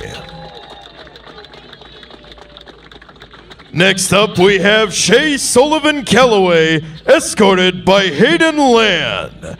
Shay is from Bixby, Oklahoma, and is involved in theater, Voice of Tabor, and is the founder of the Blista Club. She will be student teaching in the spring at Glenpool Elementary School and plans to teach second grade in the 2026-27 school year. She hopes to become a theater teacher one day.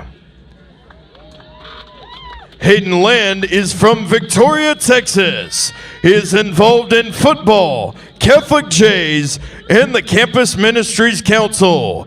He plans to teach high school science and coach.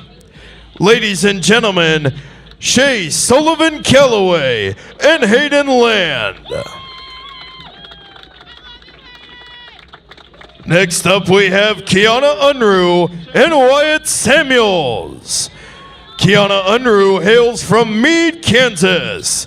During her time here at Tabor, she was involved in volleyball, the Student Activities Board, choir, and is currently doing her social work practicum. Kiana plans to earn her master's in clinical counseling and become a licensed therapist. Kiana is being escorted by Wyatt Samuels. Wyatt hails from Piedmont, Kansas, and has been involved in baseball for 3 years and is the current president of the Criminal Justice Club. He plans to move to Hays, Kansas with his fiancée, Portia, where he will begin a career in law enforcement. Ladies and gentlemen, Kiana Unruh and Wyatt Samuels. And our last but certainly not least candidates for the afternoon are Grace Wright and Vigo Schaefer. Grace Wright is from Bird City, Kansas. She is involved in Catholic Jays, Science Club, and was previously on the women's basketball team.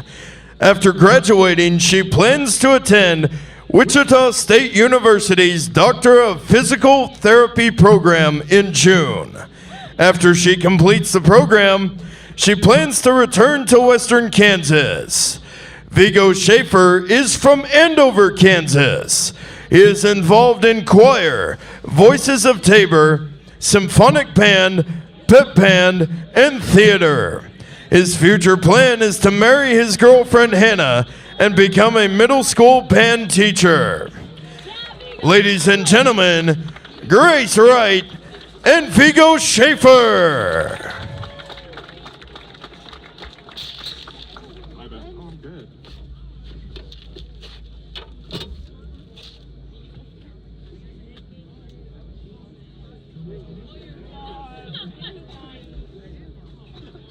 And before we announce the winners of your 2025 host and hostess, Dr. Teichler, can we please get a drum roll?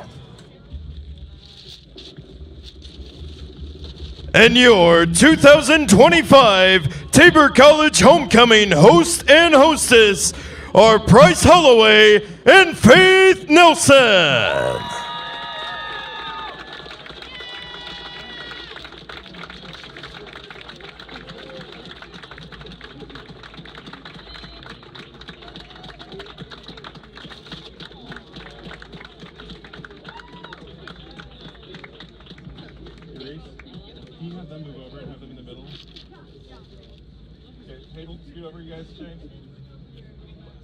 Ladies and gentlemen, please give another warm round of applause for your 2025 Tabor College Homecoming Court.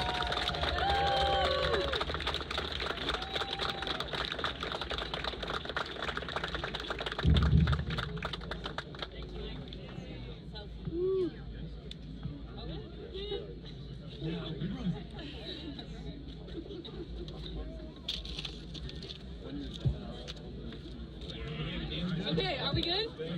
6, 7, 8. Okay, now we're good? Thank you. Yeah, good job. And now, ladies and gentlemen, will you please fix your eyes on the field as our 2025 Tabor College Athletic Department Homecoming Hall of Fame class takes the field. Tonight we honor former Blue Jay volleyball coach Amy Ratzliff, the winningest coach in program history. Amy took over in 1999 and quickly built the Blue Jays into a KCAC powerhouse, guiding the team to multiple 20-win seasons, 3 KCAC tournament titles, and back-to-back appearances in the NAIA National Tournament, including the program's first ever national tournament victory in 2016. In her 19 seasons, she posted 371 career wins, 3 KCAC Coach of the Year awards, and developed dozens of all-conference and scholar athletes, leaving a lasting legacy both on and off the court. Please join us in congratulating Hall of Fame inductee, Coach Amy Ratzliff. We are also proud to recognize the 1977 Tabor College volleyball team.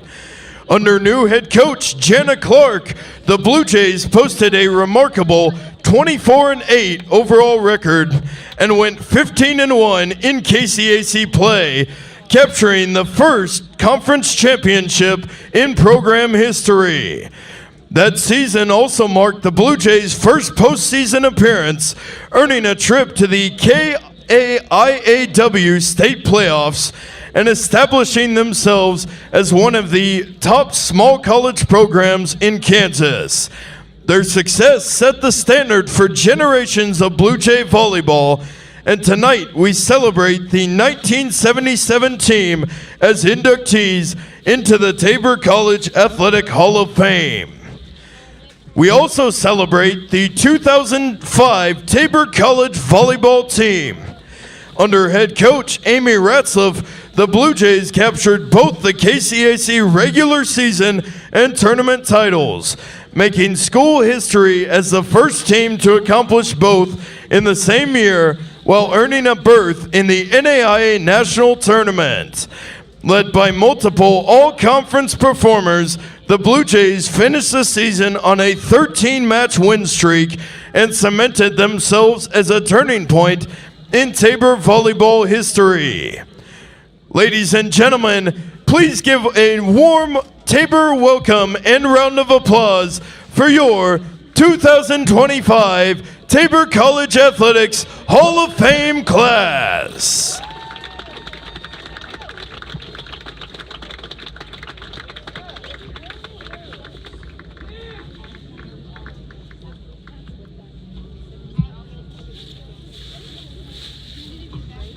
Did you leave them up in your office? Maybe? I put them in my pocket and I thought it was fine. Okay, maybe that one. Hey,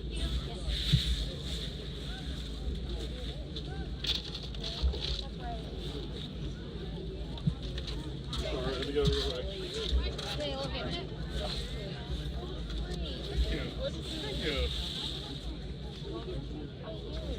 I put them in the pocket of my jacket and I kept them in my jacket.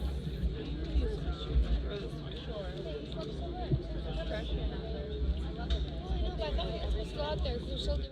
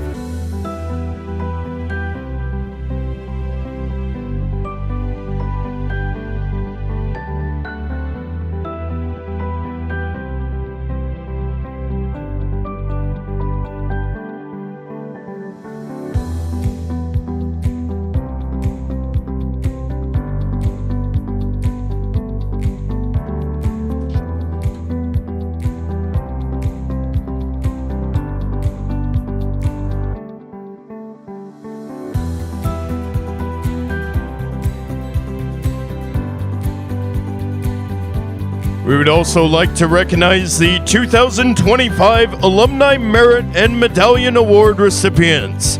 The Alumni Merit Award is given for outstanding service and witness in the world, and we are proud to recognize Kellen and Marissa Vicks.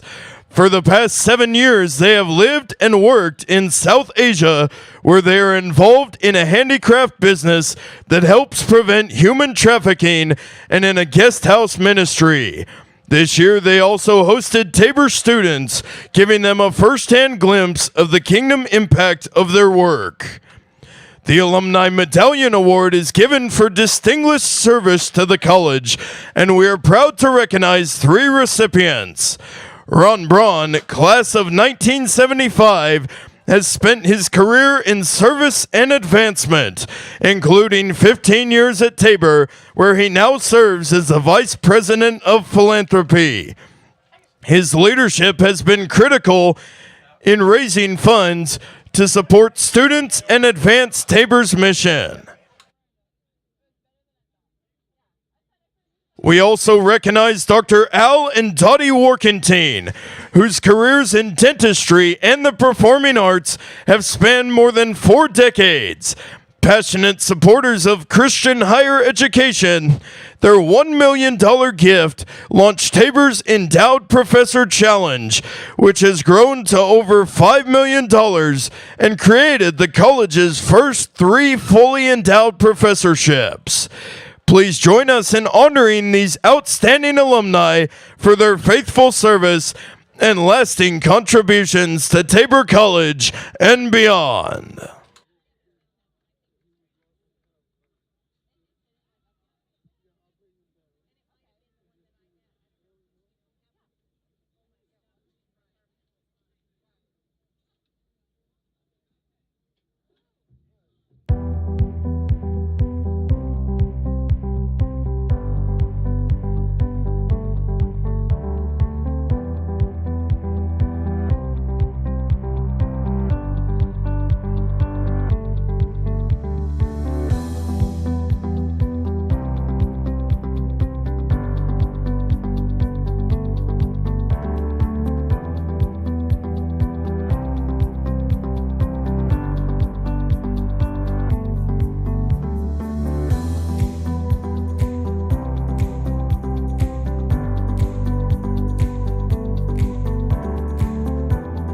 Test, test.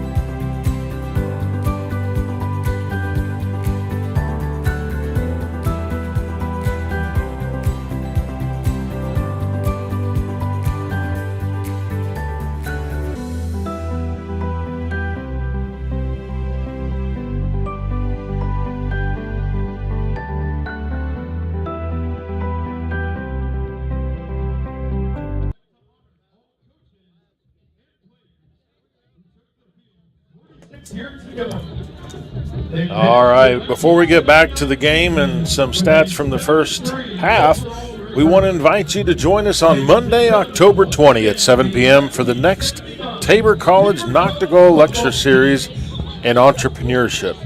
This presentation will feature Frank Dirksen and will be held in the Franz Family Heritage Lobby in the Sherry Fleming Center for the Arts.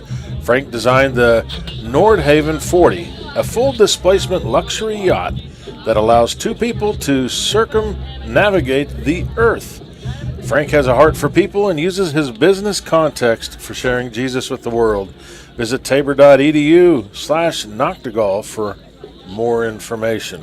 How many of those yachts you got in your garage? I don't. Made one out of 2x4. A little floats in the bathtub. Yeah, I'll put it right next to my 14-foot fishing boat. There you go. Well, you want me to do the scoring? Yeah, that'd be great.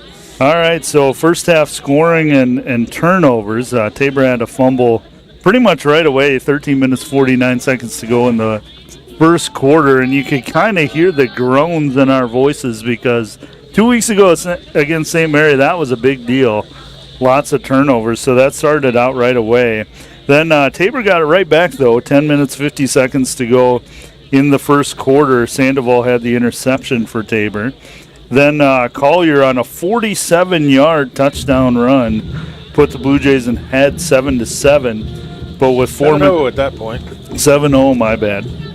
But with 4 minutes, 56 seconds to go, Tristan LeBlanc for Bethel ran at 67 yards for a touchdown, making it 7-7. And then in the second quarter, the only scoring play was Ahmad Bailey to Safeman, was a 15-yard touchdown pass to make it 14-7. Tabor did have another turnover. They lost a fumble with 10 minutes to go in the half to Bethel, but Bethel unable to capitalize. Yeah, and in the first half, we talked about stats, too. Neither team really put up a lot of stats. We have both running backs with, you have Collier with 73 yards and LeBlanc with 87. Both of those running backs got a lot of their yards on one carry. Yeah. And outside of that, Collier or Bailey's thrown for 74 yards. Heron only 17 for Bethel. So hopefully we have some more offense in this half as Frick kicks it off to start the second half. Kick's going to be received at about the 13-yard line. And that is 49. I should know who that is. It's LeBlanc, of course. And he gets it out. Didn't see. Looks like they spotted around the 35. No, it's going to be back at the 26. So it'll be 1st and 10 for Bethel from the 26-yard line. The Threshers will again look to improve on the offense. Tabor's defense held Bethel's offense to 123 yards in the first half. So Heron will get it and get rid of it right away. Be a wide receiver screen to the near side. Gets a few yards. Is that Michelle? Is number 15 yeah. Josiah Buller. And Michelle and a couple other Blue Jays really held off their blocks and did not allow Buller to get anywhere. Yeah, so just a 2-yard gain. It'll be 2nd and 8 for the Threshers. You can see it here how they There were blockers there, but Blue Jays fought through it. Aaron going to fake the handoff. He'll take it himself up the middle. fumble. He's going It's to a get fumble. first down yardage, but puts it on the Garten gets ground. And coming away with it It's Garten. is Sterling Garten. So that'll even up the turnovers. Well, who at put the 2 hit on him? apiece. Yeah. Trying to see if we get a replay on that, if we can see who put a hit on him. Here we go. It was a nice run by Heron. And then it was like Cam Pear or Michelle right there to strip the ball out. So not what Bethel College wanted right away. I think they were looking for a long drive ending in points, but It would be the outcome I probably want. that'd be the one I'd want too. But Blue Jays caused the turnover here. They'll have the ball on the 42-yard line. This will go to Jones off the left side. He gets good yardage across the 35 to the 33-yard line. Before Patton brings him down. He's 2nd and 1 for the Blue Jays. Patton is a junior from Bueller High School. I think we've mentioned him a couple times tonight. Yeah, I won't say that they have a good cross-country program again. That'd be overkill. Yeah. So, And I don't know, I thought that guy was offsides, but able to get back as Jones goes off the right side. He'll get to the 30-yard line. Give him 3 yards, needed just 1, so 1st and 10 for the Blue Jays. Moving the ball well. That's a play where your defensive guy, if he crossed the line, if that center sees that, can just snap it. You can get yourself a free play out of that. Right. And he did get back, so no foul there. It's like an under center will go Bailey. Last time he went under center, it was a reverse pass, but he's going to pitch to Jones this time. Gets a couple yards, give him 2 to the 28-yard line. Be 2nd and 8 for the Blue Jays. You know, Skripsic and Hill were on that tackle. Skripsic is a junior out of Southwestern Heights in southwest Kansas. I didn't know there was anything in southwest Kansas. Oh, that hurts. That's where I'm from. Oh, is it? Yeah. Bailey's going to roll to the right. And he's going to keep it. Tight ropes the sideline there. He's going to get decent yardage here down to the 24-yard line. It's like about 4 short. No, I think you're right. Southwest Kansas is pretty barren. I think our shortest trip was about a half hour, and our normal trip was about 2 hours. Sure. For any game. Yeah, that sounds like where we were in South Dakota, to be honest with you. All right, 3rd and 4 for the Blue Jays.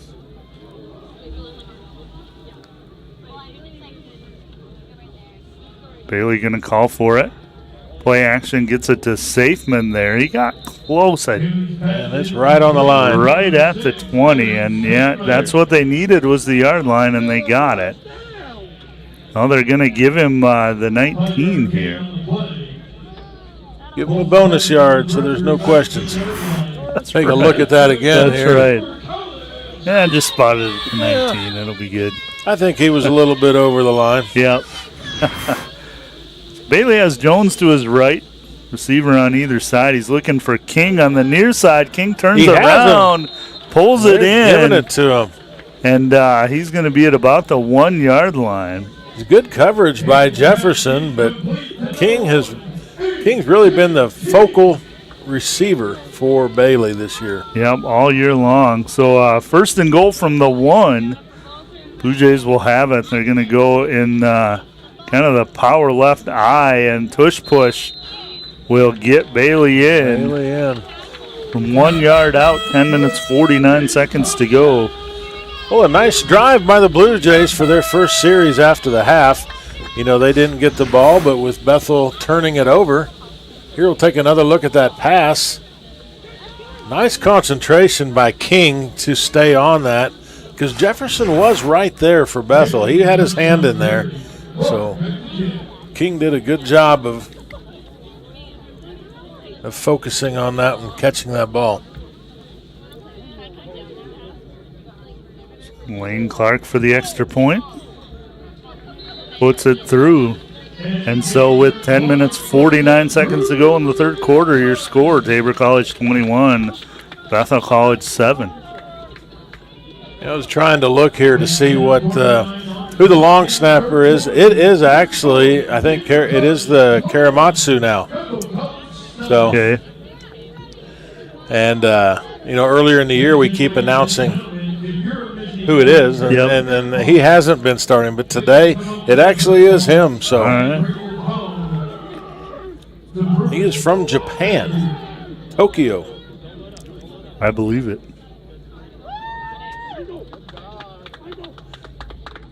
Well, it's a good start to the second half, like we said, for the Blue Jays. And defense did well. See if they can come back out on the field and stop the Threshers right away again.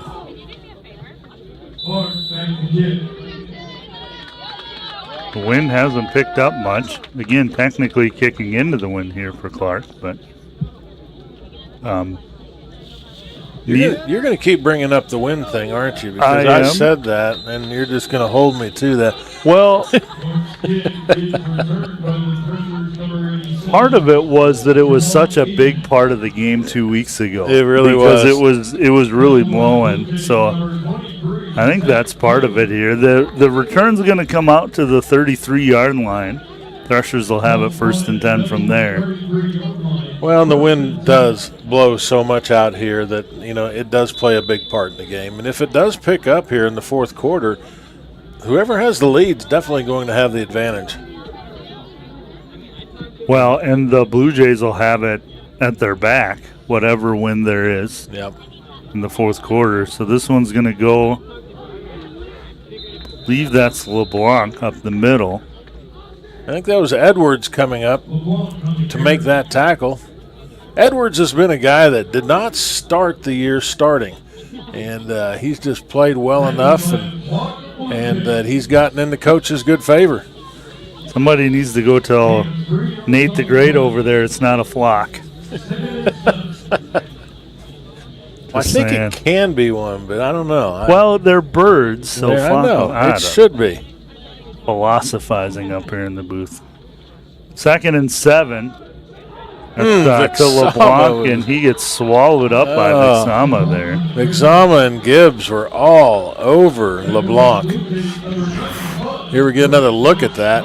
Vixama swam over his offensive lineman, and Gibbs came from the backside. So LeBlanc loses the 3 yards he had gained the play before. It'll be 3rd and long, 3rd and 10 for Bethel.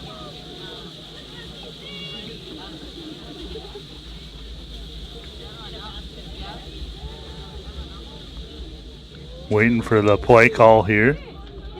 2 receivers right, 1 left. Got LeBlanc.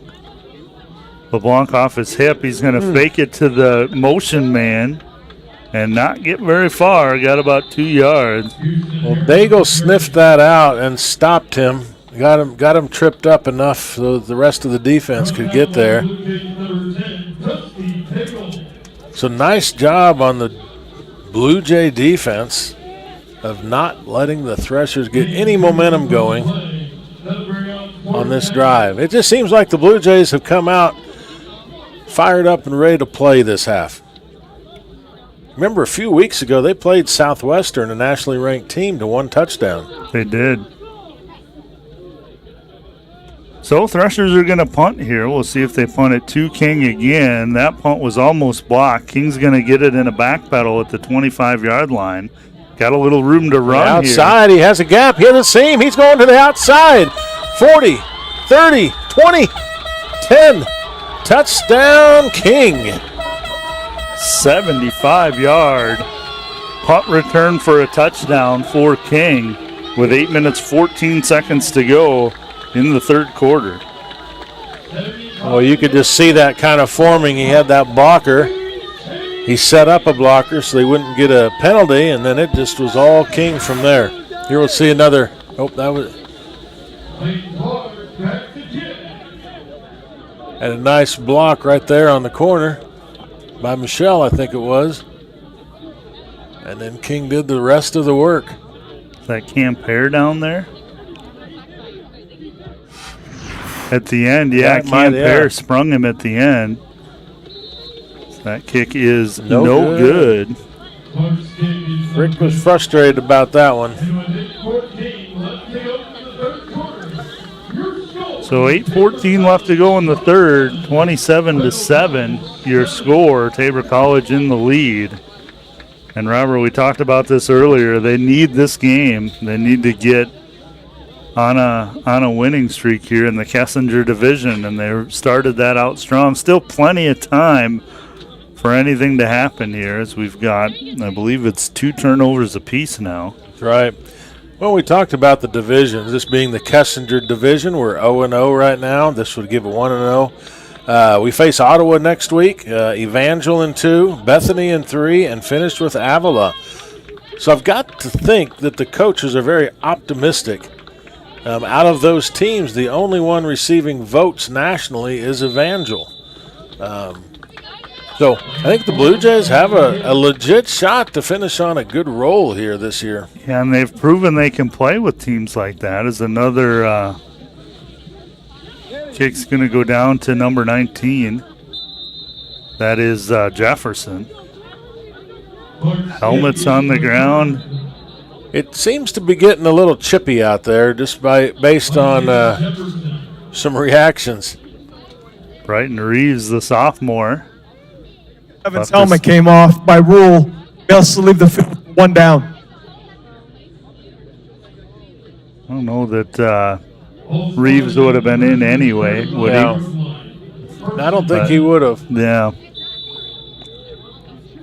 So 1st and 10 for the Threshers. Aaron in the shotgun, sends a man in motion. He's going to give it up the middle. Believe that's LeBlanc. We'll wait and see when the pile. No, it is number 10. That is Miller. Noah Miller. Well, and Pear came up hard and stuck him. Not before about 3 or 4 yards, but. Yep, give him 4 yards on the carry. Be 2nd and 6. Ball at the 39-yard line. Oh, that ball was loose. Aaron gives it to Miller, and I mean the Tabor defender there about took the handoff.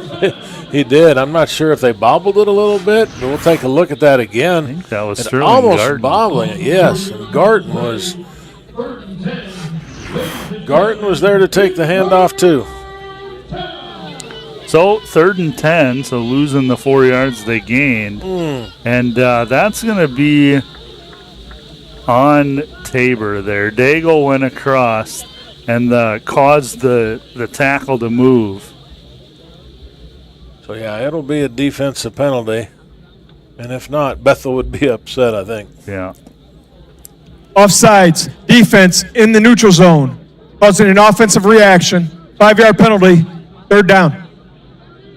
Yeah, so you talked about it last time that the center could snap the ball. Well, the offensive lineman can move, too, as a reaction and get the 5 yards. So 3rd and 5 now for the Threshers, getting them a little bit closer. They got trips to the right, 1 receiver left. That is Miller off of his right hip. As Heron takes the snap, and he's going to take it himself to the left-hand side. Needed 5, got 6. Looks like he got just enough. Be a first down run by Heron there. Gets out to the 46-yard line. Be 1st and 10 from there for Bethel.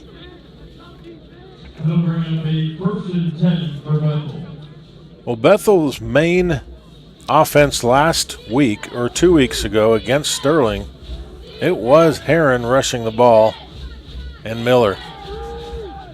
Ball's going to come out, another wide receiver screen. They haven't put the ball in the air downfield much. A lot of wide receiver screens, as that's going to go to 81 is Ben Vincent, a freshman from Hot Springs, Arkansas. And that'll give them a gain of 7 yards. 2nd and 3 for the Threshers as they get into Blue Jay territory now.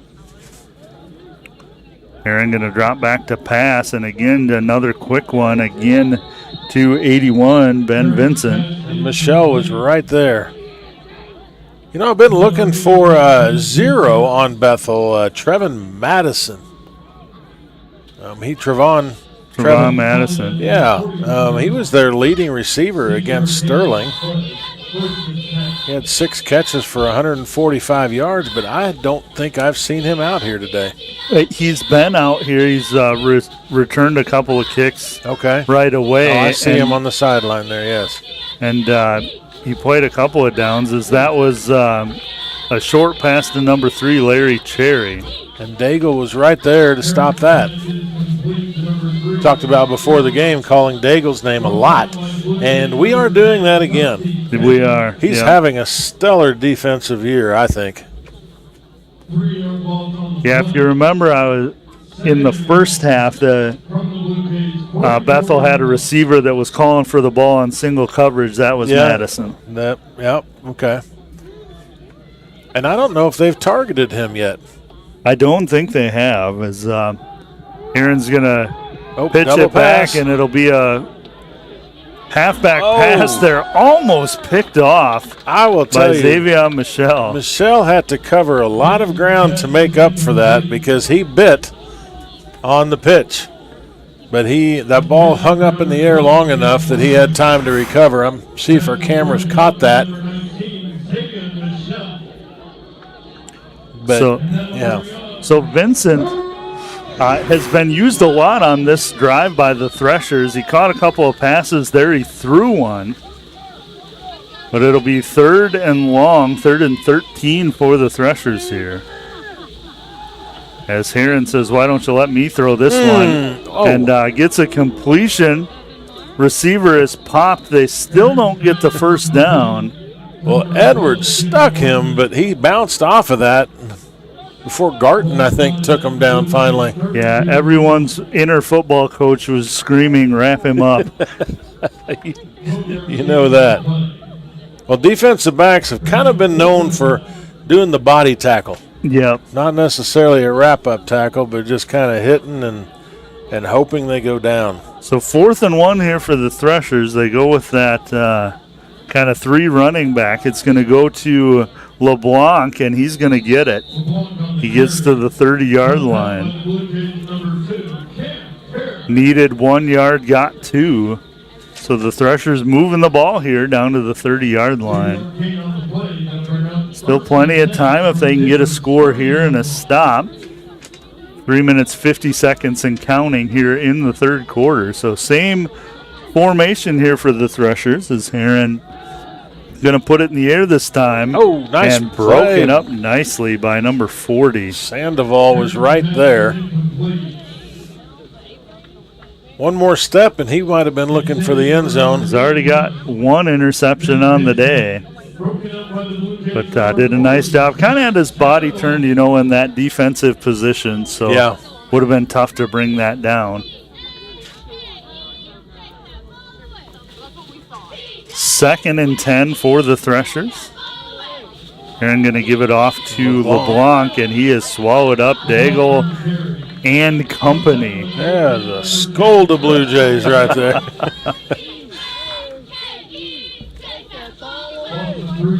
So loss of 3. It'll be 3rd and 13 for the Blue Jays. I'm sorry, for the Threshers. I'll tell you, the Tabor defense outside of 1 play or 2 here, they've come out nice in this 3rd quarter. They have. They've really played this second half well. The intensity level has been high. Got some turnovers, and offense has got some scores. Heron gets flushed out of the pocket and then taken down. Ball on the ground. That is the 3rd fumble by Heron. He did not recover his own fumble that time as number 70 comes up with it, Quincy McGuffey. Well, I think you might see Vic Sama looking like Superman there for a little bit. Watch the end of this play here as he comes over, legs extended. As a defensive lineman, you got to love that. So 4th and a long ways, 4th and 17 or 18. Timeout's going to be taken by Bethel. Timeout, Bethel. First timeout of the half. Well, we could take another look at some scores around the league right now. To start the fourth quarter, Avila is 27, Bethany 26, Kansas Wesleyan 42, St. Mary's 21. That is a final. And in Wichita, Friends has finally been pulling away from McPherson. It's 49-32 with about 11 minutes left in the fourth quarter, and that's probably the game of the week. I mean, that's a number 5 versus number 20 in the country game, so there's a lot of people paying attention to that. And Friends started off down 21-7 in the first quarter before just storming back against McPherson. I don't think they've been challenged this year yet. Yeah, and I'm just kind of wondering, do they have any passing yards, Friends? Well, actually, their first touchdown, I'm trying to even go back and look at that. I don't have that right now, but yeah, that's not something they do very often. They have 3 or 4 pass attempts against us. That's right, and I think all of them were pretty good. You know, they have in the NAIA, their quarterback, Baker, is one of the top 3 scoring. I think he's number 2 or number 1 with 13 touchdowns on the year already. So 4th and a lot, and the Threshers are lined up to go for it here. 4th and 18, it looks like. Interesting. Aaron's going to drop back the ball's to pass. batted in the air. Ball's batted in the air and falls harmlessly to the ground. So the Blue Jays will get pretty decent field position here. Ball on the 38-yard line. And they've moved the ball well here in the second half. 2 touchdowns already. One by the offense, the other on a 75-yard punt return. That could have maybe swayed the decision there. It really could have. You know, I just wonder why you kick it to King in the middle of the field. They didn't in the first half until the end of the first half. So, well, once again, that's why we're up here. Exactly right. Bailey's going to give it to Jones off the right side. He's going to bounce outside and then taken down. I think Forbes got a shoe, and that was all it needed. But Devin Jones saw a lot of open field. So Jones got about 4 yards. We've got an injured player. Injured Thresher on the field here. So it'll be 2nd and 6 for the Blue Jays. Hopefully this is nothing serious. You never want an injury to stop a player from playing anymore. No, I saw, maybe we can get a replay of that. I saw what looked to be an awkward fall kind of as I was following the ball, and it, couldn't really tell who it was, but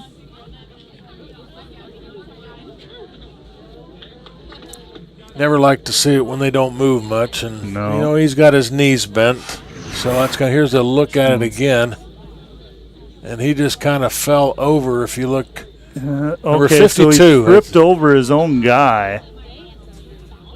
I think that's and he's up now, and there he goes, walking gingerly. So that's good to see. Shout out Caleb Skripsik, he's the one from Southwestern Heights in Southwest Kansas. Shout out to the replay booth here. And do you know that guy? Maybe. I think he lives in my house. He might. Our Tabor College has an awesome video department, video and switching plays, and it's just they do a great job. We just get to put on the headsets and talk. and just goof around for a couple hours. Yep. Bailey fakes the handoff. He gets it out to King. King is close to a first down. Kind of gets thrown down for an extra 3 yards there by Gavin Patton. Going to end up a yard short, so it'll be 3rd and 1. Sometimes we see 2 backs in the backfield, but it's never been Jones and Collier. Right. Jones has gotten the lion's share so far in the second half. And this is going to go to the up man. It's And going to he be comes close. out the other side. This guy's saying move the chains. And that is Christopher Warren, I believe, is listed at the fullback. Timeout for an injured player. So now we've got a Blue Jay down. This That is is Ashland? 78. That's Michael Ashland, the center. Ashland, the last game against St. Mary's, I think it was the first quarter, he went down with an ankle injury. And they are looking at his feet again. Yeah. You know, ankle injuries are tough. They're just tough to recover from. You've almost just got to stay off it. You know, especially if you sprain an ankle, it just seems like it never gets better. Well, anything you do just seems to aggravate it and make it worse and just keeps taking time and time. Of course, then you get to be our age and it just hurts for no reason. So That's character building, isn't it? yeah, whatever you want to call it. Yeah. Like I say, we just get to put on a headset and goof off. That's right. Well, we'll see an offensive line shift here, and I think this is usually when he's a guard. Michael Reed, I think, moves down to center. Yeah, and, you know, got some game experience, which is valuable. We'll see. They had a little bit of trouble with this, I remember, 2 weeks ago when they had to make this adjustment. So with that, there's just no substitute for game time experience. Yep. So now I'm not sure if Roderick Hearn started the game. I know he's in there. Jazz Connerly, our two other guys. Ball's going to go up the middle off the right side. Again, that is 34, Ashton Ortiz, it looks like. Chris Warren on the carry. Yeah, it's Warren, my bad. And then I think there's also a guy, Darren Bernard, I think is also in there on the line. I think there's some different linemen in there now. Sure. Even though that we announce our starters, it's not always the right one. So Warren, Christopher Warren, the sophomore from Rollsville, North Carolina, got the carry. Got 3 yards. He is the running back. He's going to get it again off the left side. Or did I think Bailey kept it on the RPO there. yeah, there was not much there. And Bailey comes out a little gimping a little. And we have another player Another down. injury. That's Out. And this is Justice Hills. And he is not, he's in pain. he's in some discomfort. He's from Conway, Arkansas.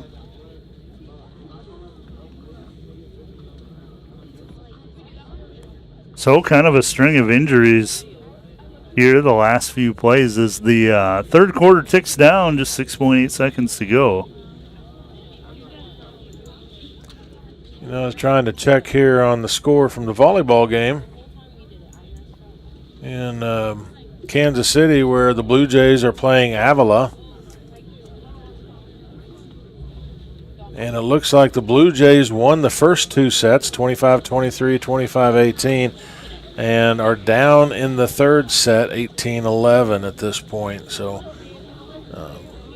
need the Blue Jays to get one more set to get that best 3 out of 5. But it looks like Hills walked off on his own power. So what colleges are in Kansas City? You've got UMKC. I probably couldn't even tell you. I mean, I know Avila from the league, but UMKC and UMKC's Division I, and I just know that because so they let the quarter run out. That'll be the end of the third quarter with your score: Tabor College 27, Bethel College 7. So before we head into the fourth quarter, we just want to take a moment to thank our Tabor College cheerleaders as they're down there on the track. for their great work on the sidelines and all of our fans watching the broadcast this afternoon. Thanks for joining us and cheering on the Blue Jays from wherever you are. If you can hear the music in the background,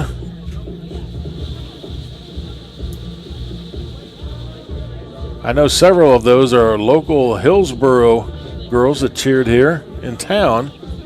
They do a nice job. And then there's, you see the Blue Jay sometimes rolling around on his, what do you call that? Hoverboard? Well, it's not really a hoverboard. It's got that single wheel in the middle. Well, do they I don't know. Grayson would know what it is. This is where my kids would tell me I'm too old. Yeah, mine too.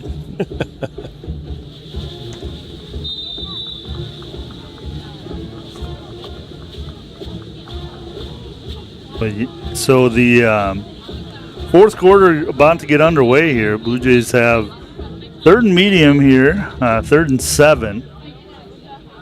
Bailey going to take it and get rid of it to Jones. Jones got some room. Open. And Jones is going to go all the way. 48-yard touchdown pass from Bailey to Jones with 14:50 to go. There was no one out covering him, if you look at this. Just a simple, check down. I think that was defensive miscommunications. Usually when that back comes out of the backfield, your linebacker usually, their job is to pick up any back out of the backfield. And something was miscommunicated there. So extra point kick here. No need to even things out with the 2-point conversion with a several score lead. That kick is up and no good again. So Bricks had a frustrating day here today. So 14:50 left to go in regulation. Hometown team 33 for the Blue Jays, Bethel 7. Well, at this point right now, we're looking at continuing that win streak for the Tabor Bethel for 3 games. And the Blue Jays have been playing much better this second half. It was a very, I'd call it lethargic first half, really by both teams. We had the two big runs. Yeah, Blue Jays won the first half there 14-7, but lots of talking points, I'm sure, for Coach Gardner, and they Blue Jays have really come to play here in the second half and pretty much dominated. They've got the 3 touchdowns. Bethel really hasn't been able to do much offensively. Having to go for it on 4th down because of King's speed. So this one's going to get kicked out of the back of the end zone. The nice kickoff by Clark. Like I said, I think he's a little frustrated today. He's missed a couple and had one blocked. So, isn't missed 2 and 1 blocked? Yeah, I think he got the field goal blocked right before half. We could have been up 17-7 really at halftime if that had all worked. So Threshers will start 1st and 10 from their own 25. Tabor has a 3 new linemen. Quarterback here. It is a new quarterback. Number 5 is going to be Byron Reese. And he hits Madison. That's the receiver we were talking about just a little bit ago. And that'll be a 1st down. So new quarterback is Byron Reese. He's a 6'1", 175-pound freshman from Miami Gardens, Florida. Getting his first action of the day. Comes in, completes a pass for the 1st down. And he's going to put it in the air again. Almost picked off. Lying in wait was number 38. Bessariel. Thought he should have had that one. So 2nd and 10 for the Threshers from their own 39-yard line. Little miscommunication there between receiver and quarterback because the Bethel receiver was not there. Reese going to drop back to throw once again, puts it in the air on the out, and that is dropped. Not the greatest throw either. That's 81. Ben Vincent. For number 81, Ben Vincent. Vincent has seen a few targets today, but unable to pull that one in. So it'll be 3rd and long for the Threshers, 3rd and 10. In that Blue Jay defense holding fast. So, Noah Miller, the running back. 2 receivers either side. My guess is Miller's going to be a blocking back on this down. Bethel is 3 of 13 on 3rd downs today. He's going to drop back. Tries to hit Miller on the wheel route there. Just nothing doing. It'll be 4th down. And that means 3 of 14 for Bethel. That's a percentage you never want to see that low if you're the team looking at that. I mean, 3rd down, you should probably be in that 50 to 70% on average. Tabor's actually 42% on 3rd down efficiency today. Well, you probably don't have this in front of you, but I'd like to see the average yardage on 3rd down for the Threshers because that one almost blocked. Is King going to call for a fair catch and get it here at the 29-yard line? But when, you mentioned wanting to have it 50 to 70% on 3rd down. Well, if you're 3rd and 8 or more, that's going to be pretty difficult to do, especially the way the Blue Jays have been playing. And it's, at least in the second half, the Threshers have had a long ways to go on a lot of the 3rd down plays. Well, this is also the part of the game where things get a little chippy. I'd be really surprised if we don't have any personal fouls here in the 4th quarter. I hope we don't. So Bailey going to go under center here. Only the 3rd time today. He's going to give it to Collier up the middle. And Collier gets close to 1st down yardage. They're going to give it to him. He gets to the 39-yard line, be 1st and 10 from there. Not sure if that wasn't Meeks on the tackle. And I think probably we're going to call Collier's name a lot here. I think, especially if you keep getting plays like that. So Bailey going to go under center again, let that play clock run down, and here comes Collier to the right side, bounces it right, and he's going to get caught. Think he got back to the line of scrimmage, real close to it, 39-yard line, so no gain there. Marial on the tackle, saving, almost getting a tackle for loss for them.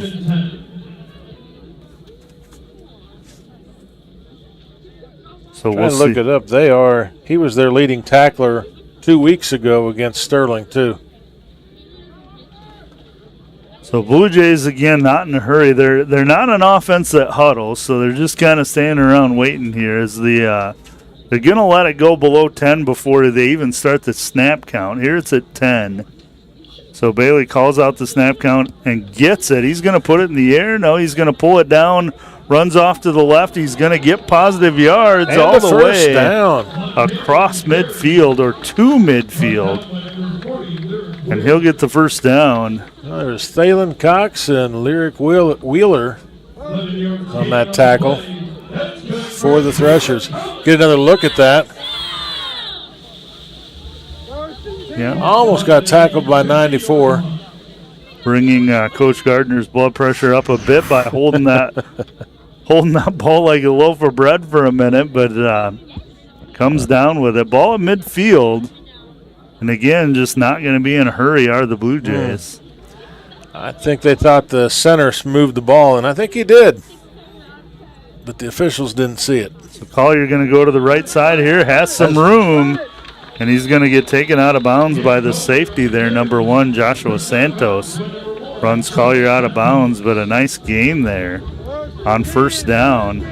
All the way down to the 33-yard line. It'll be 1st and 10.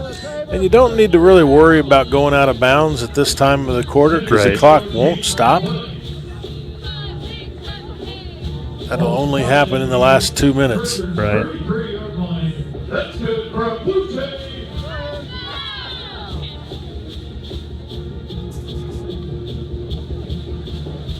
And yeah, so far, getting a heavy dose of Collier here. As a high snap there, Bailey's going to run with it, and he's going to go out of bounds. He might have lost a yard. We'll see where they spot him here. Looks like he got to the line of scrimmage. Well, I'm curious here because now the clock is okay. They started it again. I think they stop it just soon enough to set it. Sure. So 2nd and 10 on the no gain by Bailey there. I'm thinking those are probably designed runs. I don't know if you want to be putting it in the air unless, maybe a run pass option if he's got somebody wide open downfield, but don't want to stop that clock now because we're under 10 and a half minutes to go. Bailey's going to give it off to Collier, who's going to bulldoze his way forward to the 29-yard line. Give him 5 yards, so halfway there it'll be 3rd and 5 for the Blue Jays. Fitzgerald on that tackle for the Threshers. The Blue Jays are taking their time here. They are not in any hurry. They want the clock to run.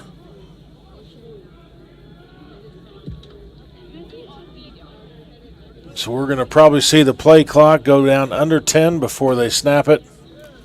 And I'm sure Coach would like it under 5. Yep, they've been starting the snap count at 10 or under. As Collier's going to go off the right side, and he got across the 25 to the 24, so he's going to be short. It'll be 4th and 1. And I don't think there's any thoughts of punting or kicking this one here. As you said, the kickers had a rough day. And 4th and 1, they have not stopped the run here. So to me, this is Bailey or Collier.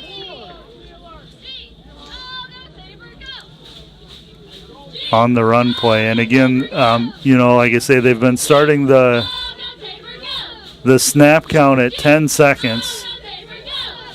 And this is going to go to Collier up the middle, and he's going to get it. Going to have enough. He's going to lean forward to about the 22-yard line. A whole crew of Threshers. That's just what I was going to say, and he stole my words. Yeah, I suppose Threshers would be a crew. It's a custom cutting crew. Yeah.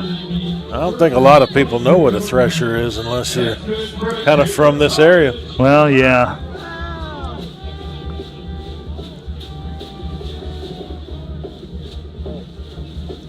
It wasn't too many years ago that Bethel was the top in the conference. They were competing even nationally ranked under Terry Harrison, who's now at Friends, and he's got them going. Sure.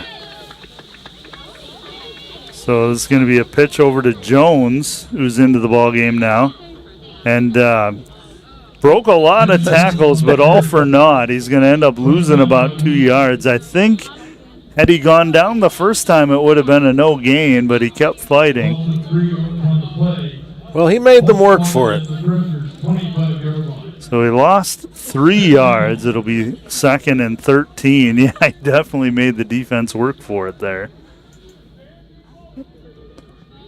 If nothing else, the Blue Jays have taken a ton of time off the clock here. We're down under 7.5 minutes before this one gets snapped. King's going to go in motion. Bailey's going to give it up the middle to Jones. Jones is going to lose another yard or two. Well, he might have got to the line of scrimmage. They say he did. Well, and Woodley was in the backfield really quick that time for the Threshers. And I mean, they know it's going to be a run. It's just a matter of which way and where. So at this point, you can see the Blue Jays putting it in the air. They're still going to run the clock down as much as they can. And, again, I think this is probably 4-down territory in the 25-yard line. So Bailey going to put it in the air. He's rolling to his left and just throws it out of bounds.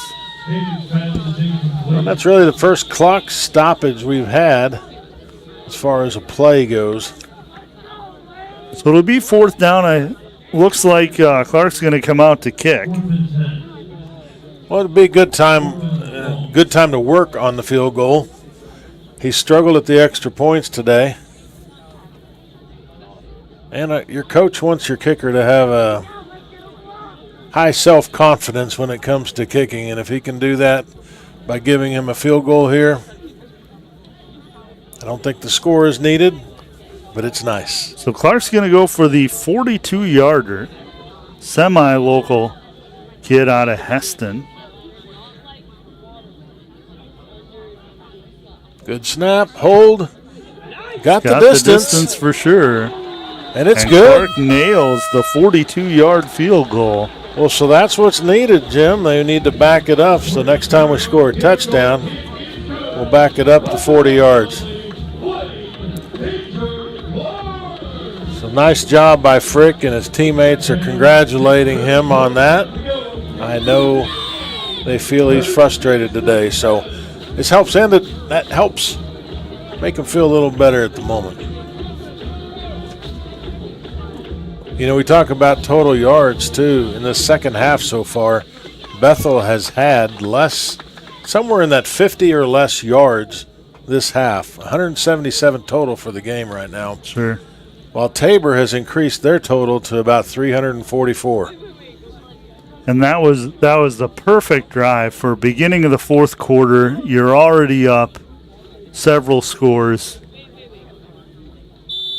And 4 scores, and you're just wanting to take time off the clock, run the ball, establish the run game, and they did all of that.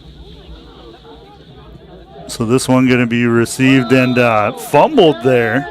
And he's got to take it then.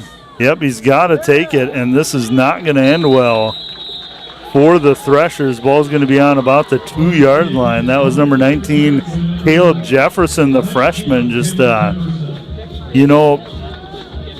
he caught it at the 5-yard line, would have had some room to run there a little bit, right. But muffed it, and Threshers kind of dug themselves a hole. It'll be 1st and 10 from their own 3, and if you're the Blue Jays here, you're looking for more points on defense. And that was Kason Bigham on that tackle. He's up north there of Blue Rapids Valley Heights.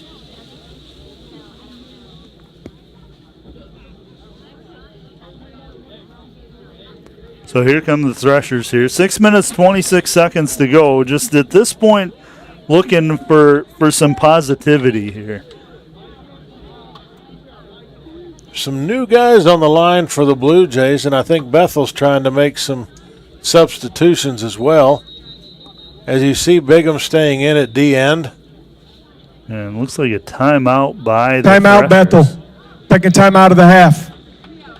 They have just one left. So Boone is down at nose guard now, and Bigham is at defensive end as Tabor is making some substitutions this late in the game to get some people some time. Some playing time on homecoming weekend here. Once again, a few things going on today. When this game is over, there'll be a crew going onto the field, pushing some goals out there, and they'll start rolling the round ball around a little bit. Yeah. As the women's soccer team will be playing Avila. I wouldn't be surprised if they hear and changed and they're just waiting to get on the field, and then the men's team will follow that. Yeah, Robert, I'm a little bummed that the wind is there's I knew no that was wind. coming. Well, I knew it was coming. I'm just saying that because 2 weeks ago the wind was coming out of the south, and that blows sort of towards my house. And so I went home after the game and could hear Nate the Great plain as day as this ball's going to go up the middle. And I believe that's LeBlanc. It is. He got a yard, I think.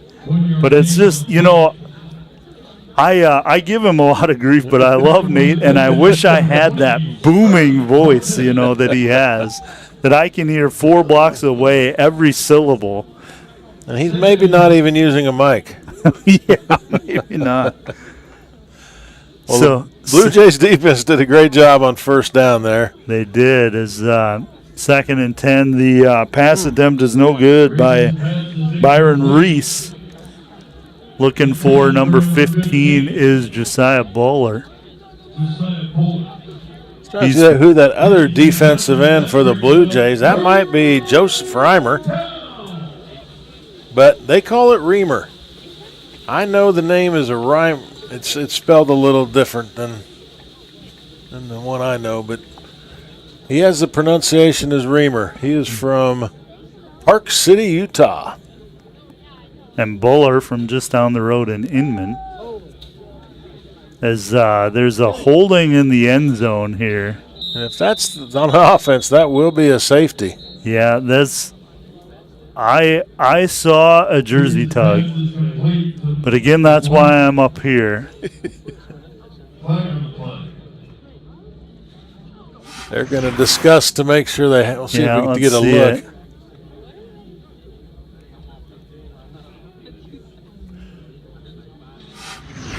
See what the call is here. Personal foul, hands to the face, offense, number 67. Half the distance to the goal, 3rd down. Well, so it wasn't Correction. a hold. They will decline the penalty. What? So decline the penalty makes it 4th down.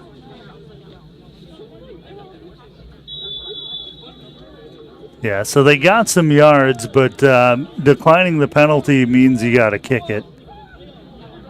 And so King will come out. I think just for a moral victory, you just turn and kick this out of bounds. But although King did have a fair catch last time, they got enough air underneath it. But that was partially blocked. Hare was back there before the ball almost got back there. He was. So that partially blocked, but it's a decent kick. I mean, he was in the end zone, got it out to the 42-yard line.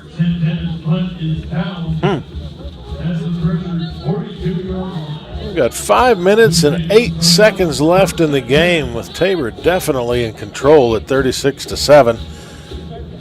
And I'll be a little bit curious to see some of the players that come out now, if it's going to be some major substitutions. Yeah, this is where you test the announcers. I think probably we're going to see Moniz Babb. I saw him warming up. There he is. Moniz Babb. We saw him a couple weeks ago get some reps in. 32, Christopher Warren, the sophomore, in the running back position.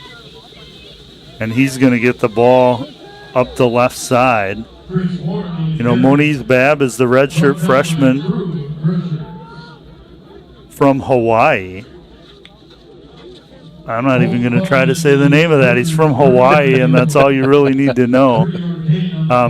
And, you know, he slung it 2 weeks ago, Robert. Yes, he did pretty well. Yes, he did. And for the redshirt freshman. And you don't know, this will raise the question again because the second listed quarterback, well, so it's Moniz Babb was listed second this time. It was Stewart. It's Ben Stewart, but he's had some injury issues.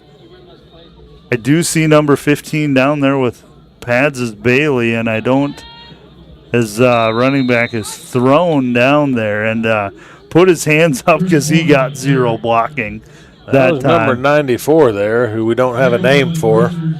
But Christopher Warren just was on his own there, and so it'll be 3rd and a bunch. 3rd and about 10, it looks like.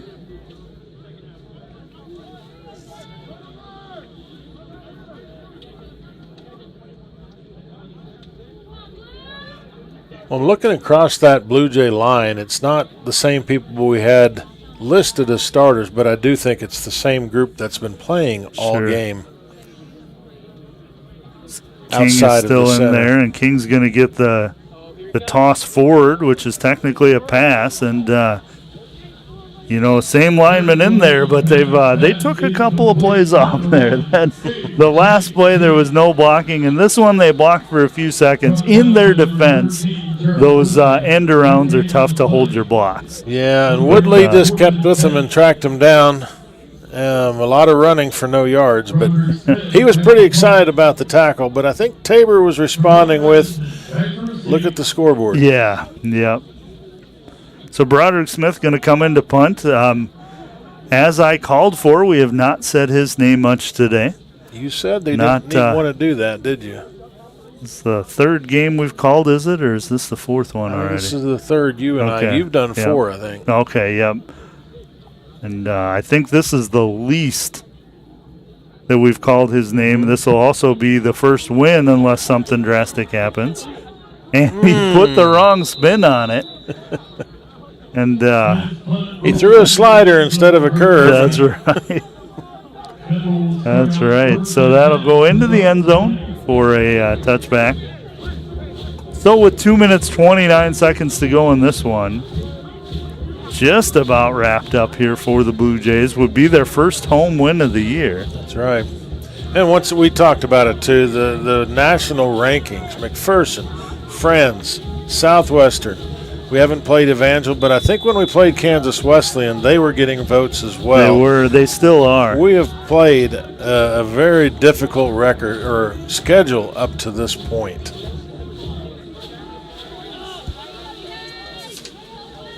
So Reese going to put it in the air to the side. What a catch there by Madison. You know, we haven't called his name a lot. He is the leading receiver, but definitely showed off the skills there. Yeah. For Jashawn Holiday, made that tackle. So 8-yard gain will get him out to the 28-yard line, 2nd and 2. So the clock ticks down towards 2 minutes. We'll see if they get a play in before the 2-minute warning. Reese going to call for it and get it. And passes it out to the flat. And another nice gain will get down to the 39-yard line. That's number 48, Xavier Craven, freshman from Weatherford, Texas. 2-minute timeout. Well, you know, we talked about this is a big win for the Blue Jays. Not a 1 point at the end like last year, having to win it with less than a minute to go. You know, the largest margin of victory for the Blue Jays over the Threshers was 75-6. Oh, wow. Back in 2012. And those of you who remember those years in that era, Tabor was very dominant in the KCAC. I couldn't tell you right now which years that was exactly, but they had a span where whether it was McCarthy or Gardner coaching them, and they were going to the national playoffs and winning KCAC conference titles at that time.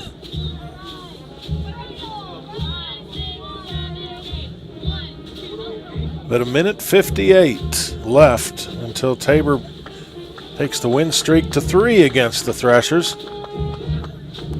Yeah, always good to get a win on homecoming. And, you know, there's just so many reasons Tabor needed this game. Yes. You know, lost a game 2 weeks ago they thought they should have had in St. Mary. And, you know, with the tough schedule that you just mentioned, you got to start winning the games you're supposed to win, and they've done that here this afternoon. So Reese in the shotgun here.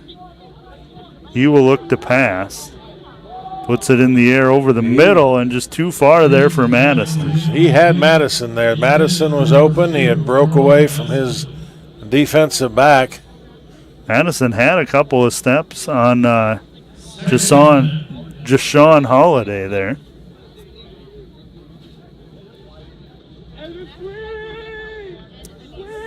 So the incomplete pass will stop the clock, 1:53 to go.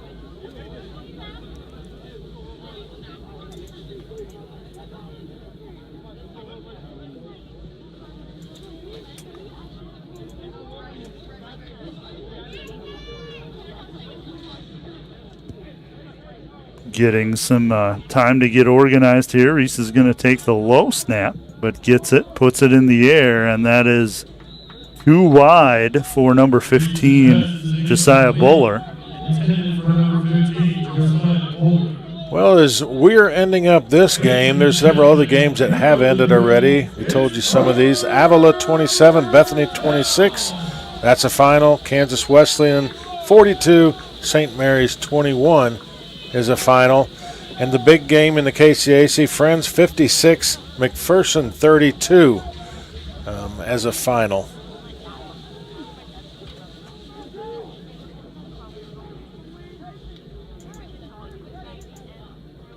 So Reese will call for it here and get it. He's going to give it up the middle to number 48. That is Xavier Craven. That looks like Abram Keim. Abram Keim.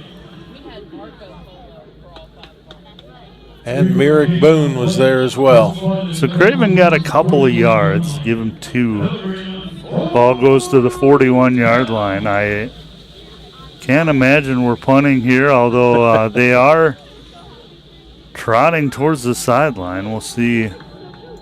They're just going to let it.